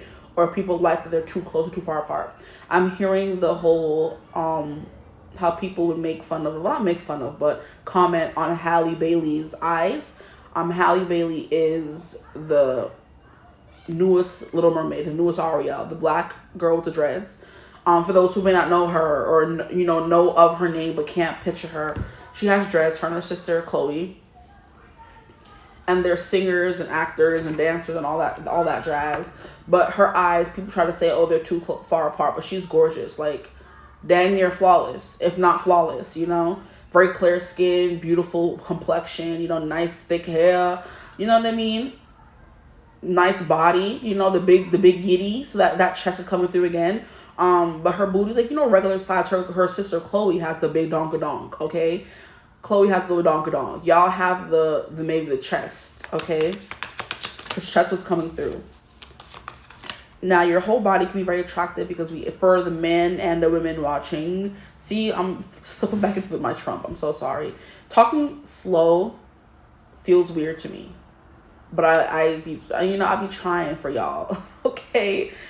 But that's not where I feel comfortable. I like how I be talking, but I gotta, Okay, yeah, the lovers, because in the lovers we have the man and the woman both naked dancing, so dancing could be important. You have like a very lithe or supple body is what I'm hearing that makes you attractive. Perky yitties, because that is coming through very much here. That's what I keep looking at when I look back at this picture of the lovers. The yitties, yeah. And I'm hearing like jawline, so that could be coming through as well. You have like a very, distinguished or distinct jawline. And it's coming through again. There's something about you when your head is turned to the side. I don't know. Because I'm seeing it in 2 cards and I'm being called towards it. Maybe your hands are also very attractive. Maybe they're very delicate. Maybe they're very slim. Maybe you always have them done. Maybe you always have your nails done or something. And that's very attractive. Okay, this last card for you guys. What makes you guys attractive? And another in reverse, the Hierophant. Wow. Like, most of these cards were in reverse. I don't like that for us. But this is the first group that I feel called to leave them in reverse. And I'm not like, oh, you know, so I guess we'll leave them or whatever. The Hierophant in reverse. The Hierophant is Taurus energy, okay? But the Hierophant in reverse is definitely giving me someone who has the capability to, like, help a lot of people. You have a lot of knowledge and wisdom, but you just keep it to yourself is about what I'm getting. The Hierophant is someone who, unlike the High Priestess, who's also his equal, I would say, likes to be known for knowing a lot of things. So it's giving the masculine tendency to always want to be in the spotlight and praise for your knowledge and wisdom. Your guys are giving me more High Priestess, where she's fine being in the shadows and knowing certain things, slipping and sliding. It's giving me Lady Whistledown from Bridgerton. I don't want to spoil who it may be, but I feel like it's been known for a minute now. The girl who is Lady Whistledown was able to move in and out of the conversation and pick up so much tea because people found her presence inconsequential. She wasn't someone who fit the beauty standards, we'll leave it at that. And she was able to just sit there like a wallflower. People would think she was a wall, and they would spill their most personal secrets to her, not thinking that she would go and amount to anything. You know, that's the kind of, you know, slipping into the background kind of vibe you guys give off. You know? And everybody wanting to know you or know more about you or know who you are in Lady Whistledown's case, but not really knowing until you kind of yourself come out and say who it was and tell people who it is. But I do believe in the show, she was able to tell few people who she was. And before then, nobody was able to figure it out, except for maybe one person. I think, it's not Miss Dabney. It's something that starts with a D. Something that starts with a D. Danbury. Lady Danbury. There she go. That's her name. She's like, you're not gonna forget me. That's the vibe that you guys are definitely giving off. Lady Danbury. I think she knew who she was the whole time, or she had an inkling, but she didn't really blow up her whole spot. Cause Lady Danbury loved to teach, y'all. I know she did. Okay, in that show. But yeah, there's something here about the Lady Whistledown being able to get all the tea on people, and it's funny because tea and gossip was coming through in group 3. It's funny, very interesting, and I do believe when I filmed group 1 and group 2, there was something like similar about them as well. So I guess it depends on the day that I'm filming. It's very weird. I took a good break between 3 and 4, so I'm like, why is the same energy coming through? But it's not the exact same reading, thankfully. So if you didn't want to go watch group 3, I'm not going to be saying or using the same examples in that group, okay? So yeah, Lady Danbury knew, but Lady Whistledown was able to get away with her for so long because no one was like thinking, oh, it would be her. They were thinking it would be someone who was like more popular or more seen or more known, you know, but it wasn't someone who was that known. But Lady Whistledown had all the answers, but she was still in the shadows. So maybe some of you have like gossip columns, or you have pages on Instagram where you spill the tea but no one knows that it's you. That could be something coming through. I'm hearing tenacity. 5 of Swords is also giving me your elusivity. People don't really know what to make you for or what to make of you. Which, like I said, in my experience, makes you want to know that person more. The more they run away from you is the more you want to chase after them. Okay. I'm hearing people have to earn your smiles. People have to earn your affection. Have to earn your love. And I didn't want to say it, so I'm going to say you guys have a good booty as well. Because in this 3 of Wands, her booty looking real plump in this skirt. Like, look at that. Look, it's all up, yeah, shit out of badonka donk. I just couldn't see it because that's what I'm saying. You guys have a really good body and specific attributes, because the boobies was coming through the chest, and then you have a booty too. Like, what you mean? And people like to think that I would be doing the way I would be dressing if I had a body like that. And you're like, well, you can mind your business. Thank you. I'm gonna dress the way I want to dress. Thank you. Now this lover card is giving me romantic vibes. The body type romantic, which is more curvy, more soft, very feminine vibes. The Marilyn Monroe's was a feminine. I mean, yeah, very feminine, but was a romantic. I'm trying to remember other people who are romantic body type. I just always remember her because she was like the poster child for thick for too long, in my opinion. When there was black actresses who was the actual version of thick. Nobody would call them thick, or was, you know, they made them like a sex symbol, but she was, you know, it makes no sense. But some people just have it and some people don't. You could have the body but you don't have the energy, you know what I mean? Marilyn had both, had the body and the energy. She's like, I don't want to be, what was her maiden name? It was something like, just like, see, I forget it. It's not something that grabs your attention. It was like Kimberly, Cynthia, no, Irma. I believe it's Irma, something like that. And I'm like, no, her name was Marilyn Monroe. They're like, nah, her name was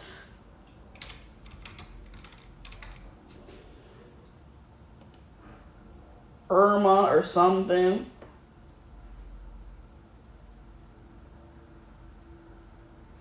Come on now. Some of you could have beauty marks, because she was known for a beauty mark. Her trademark lipstick and your eyebrows could be something as well. Norma. I think I said Norma or Irma. Norma Jean. What do you mean? Who's that? Marilyn Monroe. Oh, yes. M. That's the vibe you guys are giving. You know? So maybe you guys have changed your name, or you go by a moniker, or you go by two names. People know you based on your name. Here we have passion. Interesting. I wasn't getting really that from this group here. And here we have bullseye. This is more so giving me hypnotizing. So your body is something that's very desirable, I feel like, to people around you. Now, I feel like if some of these cards were upright, it would definitely make sense why passion came through. Because we have the Three of Wands. You're definitely someone who goes after what you want. You set plans, but you go forth and conquer, you know. So it's giving a conqueror. That could be attractive about you as well. If you were to have the Three of Cups upright, it would definitely give party animal, very passionate person, very passionate individual. You have a lot of close friends. So I do feel like maybe duality is always coming through in some of these readings. So if you're more of a loner, then you could also be someone who's more extroverted as well. It just depends who you're around. Which is why I'd be like, do I want to take these cards upright or in reverse? But bullseye is definitely giving, like I said, that Nine of Cups. Like, people do feel like a lot of passion towards you. So why you're attractive is because your body is very attractive and your personality is very attractive as well to the people who are attracted to you. And for the reasons that I said earlier. Because bullseye is right on the money, right on the nose. But it's also like very hypnotizing as well. I'm hearing some of you have really cute feet. If you're a guy watching, you have really big feet.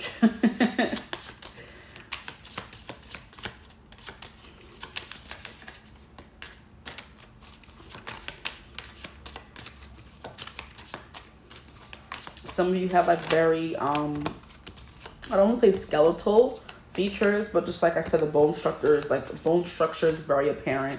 Because I'm seeing this Five of Pentacles card, and the only thing that I can see is the skull. So your jawline is definitely giving, your eyes can be like really sunken in, or they're very prominent, you know what I mean? Stuff like that. Cheeks, jawline. Here we have watch your back. It's definitely giving the energy that I was getting at the beginning, where it's like, don't mess with me. You know, scary, return the slab vibes, okay? And here we have perseverance. That's that Three of Wands passion card coming out. The Lovers is also giving you may like to dance, since we do have two cards that have people dancing on them, whether they're upright or in reverse. You dance really sensually. I'm hearing half nakedly from maybe some of you. You move very fast. You like to have a good time. If we were to take the Eight of Wands upright, the Knight of Wands upright is tying into that very fast moving, jumping into the fray kind of energy of traveling everywhere. But I'm not getting that vibe from you guys. I'm not. I don't want to force something that's not going to fit.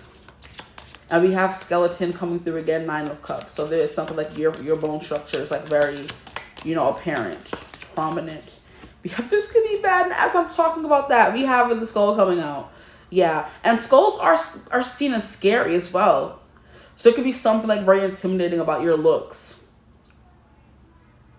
Whether you're always wearing a scowl, your eyelashes are always slanted down and they're very thick. Your eyes are always like, giving not hostile, but leave me alone, don't mess with me vibes.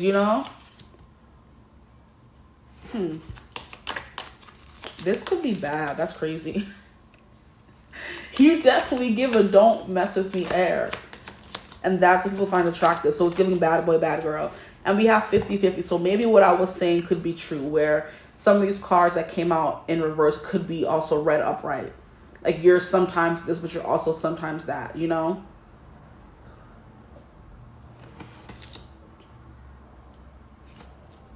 And at the bottom, we have fork in the road, which means obstacles. A fork in the road is something that like ruins your plans. I'm hearing you'll rule the day. Neville from iCarly. You'll rule the day. So maybe you're like a little bit of a mastermind. Because I do believe Neville was scary in the way of he knows things he's not supposed to know. He's very scary in the way he's like too persistent, too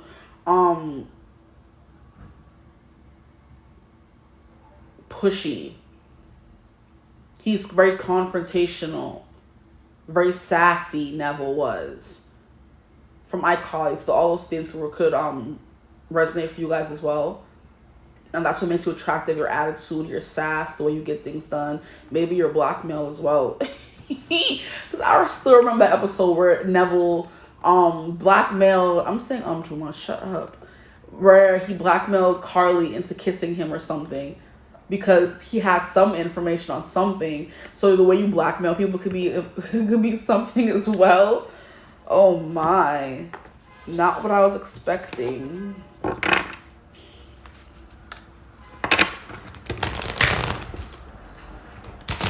I'm hearing ballet for some of you. So that could be what makes you attractive. The way you're able to kind of move your body in specific positions and stuff like that.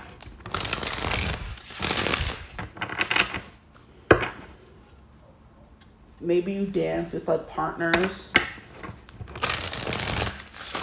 Like you do professional dancing where you're dancing like a tango or something like that, or the waltz or something,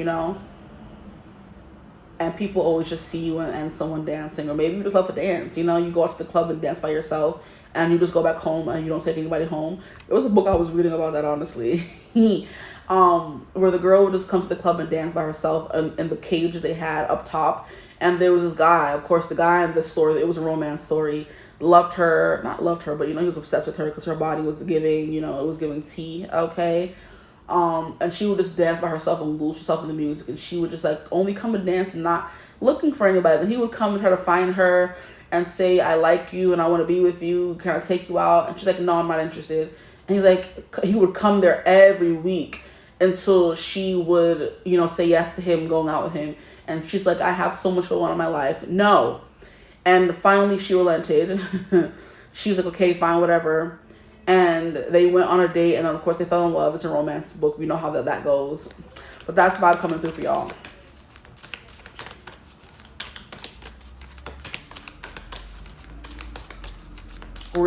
And she was also that very much brooding, alternative, kind of like dark feminine energy, femme fatale, where she kind of ate men for breakfast, lunch, and dinner,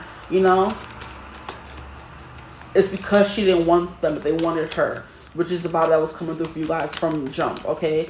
So for my group fours, please, that's the word to say. Group four, what makes them so attractive? Why do people gravitate towards them, please, for my group fours? What makes them attractive? Why do people gravitate towards them? We have breakthrough, and that's that energy that was coming through for you guys. You have the answers for them. And I do believe what's also attractive is when you kind of open up to people more and they feel that they've made a breakthrough, I'm hearing a scientific breakthrough. So maybe people like to study you. It's also giving me that one movie, the After series, where I think his name was like Holder or something. He was there by his friends to crack the nut of the what was her name? Was it Tara or something like that? I don't remember her name, but it's like, it's on Netflix. The After, it's like after, I forget now, but anyway, those two people in the story, he was betted by his friends to sleep with her and get the bookworm to open up and the nerd to sleep with him, blah blah blah blah. And it was all a bet. We find out in the first book, and I'm like, or the first movie, and I'm like, how ghetto. That is so freaking ghetto. I don't care how old you are. Don't be playing those games with people. It's kind of like a rendition of what was the, it's not She's Not That Into You. It's like, She's All That, or maybe some, no. It's one of those movies where the guy comes in and like makes the girl pretty, and I mean, it could be She's All That. I'm not 100% sure. But the nerd becomes a pretty girl, and then Freddie Prinze Jr. falls in love with her in the movie and stuff like that. It's just like childish kind of things, That could be something men come and do to you. They make bets with their friends to see who's able to like pick you up first and take you on a date or something, or sleep with you, or to convince you to get to crack open, Because I'm hearing she's a hard nut to crack. So like, who is she gonna open up to? Who's she gonna say yes to? Interesting. So people may think, try to like break through your exterior, and they find that very attractive when they finally do break through. You let people in. But yeah, I'm definitely in those movies where the guys are just like, oh, I bet I can make her open up, and the other guy's like, oh yeah, it's a bet, and I'm like, disgusting behavior. Get it together, please. Okay, we have Bobbin Sana Trust, Bobby Sana, I don't know. And we have that trust, and that's what I was getting with the Five of Pentacles in reverse. People don't feel that so alone when they're with you. They don't feel judged. The Hierophant is definitely giving someone you can trust as well with your secrets. I won't share your secrets, 'cause your secrets are safe for me. What song is that? I know it's a Alicia Keys song. It's a Diary or something. But yeah, there's something here about you. You're like a vault. The next card we have is Pod d'Arco Metamorphosis. Yeah, there's something here about you blossoming like a metamorphosis. You kind of come undone, or when they first meet you, you're like a caterpillar in a chrysalis. And then the more they talk to you and they hang around you, the more you kind of crack out of that metamorphosis shell and you become the butterfly. So people love watching you blossom and bloom right before their eyes. And it's funny how we have all these flowers up there. Yeah. And then we also have the period, the uterus that's bleeding in the card here. So periods or menstrual cycles could be attractive as well. Maybe you look more attractive when you're on your period or something like that, or something like very feminine, because we also have the flower coming through. And we did have the two cards, or the card that is naked, two naked people on the Lover's card. So it's definitely giving that as well. And she's naked too. Some of you can wear those beads around your waist, and you can have like a little pouch with the yiddies coming through again. But the flower between her legs is definitely sticking out to me. So that could be something that makes you attractive. I don't know. Maybe y'all walk around with moose knuckles or camel toes, I should say. Y'all walk around with camel toes. People can see the shape of your, vulva through the pants. Try to get her. And I know men like the kitties that have like, plumpness to it.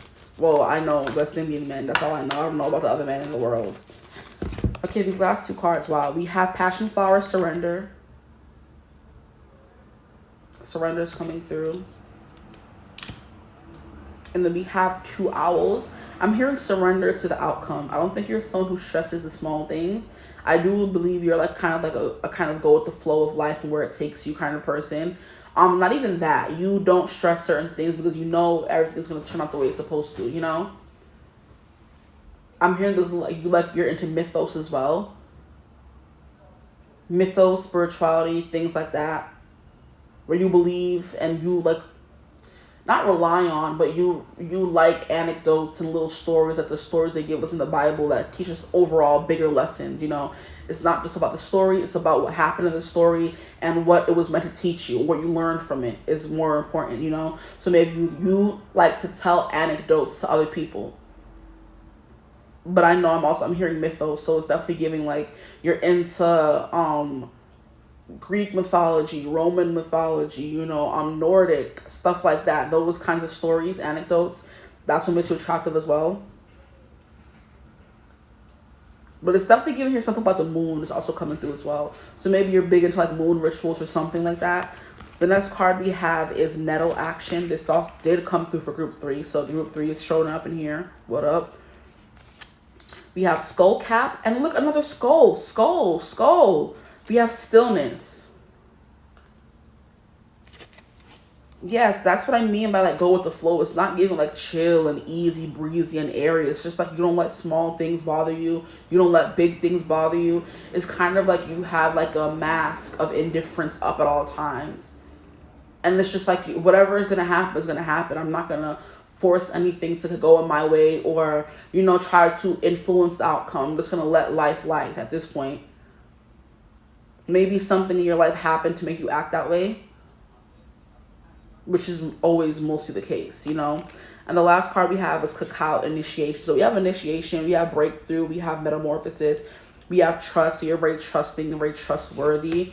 You could have like a very trustworthy demeanor, face, energy, personality.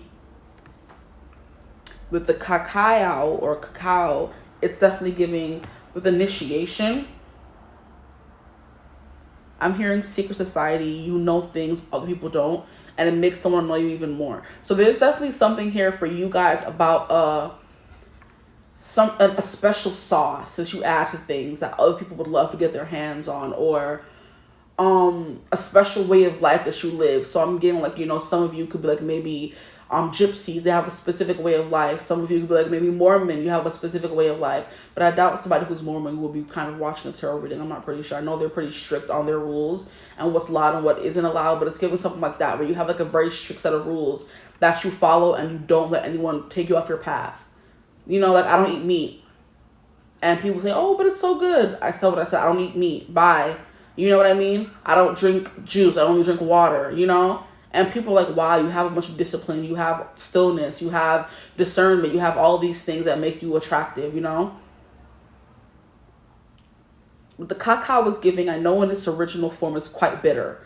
So that could be something as well. You're a hard pill to swallow, It's giving kind of like for group 3, they say what needs to be said. And it makes them like polarizing in a way. Because nobody wants to talk about the important things. They want to talk about everything that's superficial and stuff like that. But you talk about the important things or, You don't let people's opinions stray you from your path and what you believe in, what you can and can't eat.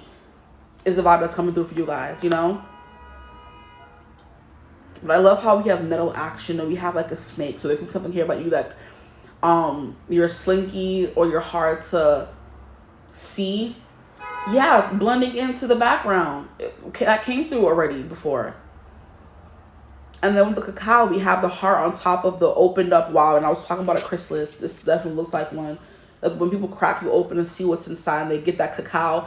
It's a little bitter, but if they take it out and make it into chocolate, then it's sweet. So it's something you have to play with, something you have to savor, something you have to kind of like, not dilute, but experiment with before you get to see the actual person, which is that metamorphosis. Like I said, people love to see you blossom and bloom before their eyes. And I'm getting like a visual of a vulva opening and blossoming. So that could be something coming through as well. You could have a pretty kitty. Okay. You could also like to wear like specific colors because this hummingbird is coming through. So maybe the way you hum, the way you sing could be something that's coming through that makes you very attractive. But I hope this reading resonated in some way, shape, or form. Okay. I'm going to start putting the cards together. Flowers keep coming through. So maybe you smell really good as well. That's always what I think of when I'm reading and I get a lot of flowers. I'm hearing you look really young for your age, or you're a young face, old soul kind of vibes. So people look at you like an elder, even though you're like the same age as them, is about what's coming through. And that's what makes you attractive as well. People look up to you like an elder, but you really are the same age as them. So it's like, big sister vibes, big brother vibes, big brother's always watching kind of energy.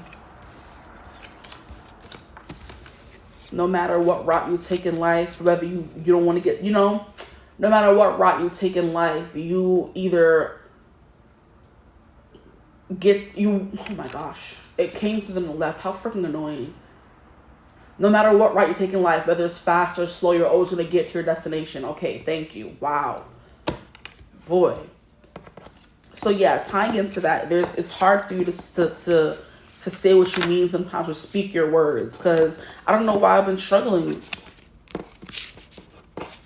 It's hard for you to get your words out or to express yourself a lot of the times. It's definitely a vibe that's coming through as well, okay? But yeah, I hope this reading resonated. If it did, feel free to like, comment, and subscribe. Join the tribe. We'd love to have you. If you would ever like to book a personal reading with me, you could always get in contact with me using my email in the description box below. But I hope you're having a beautiful, wonderful day whenever you're watching this reading. And as always, I will see you good people in the next one. Mwah. Bye.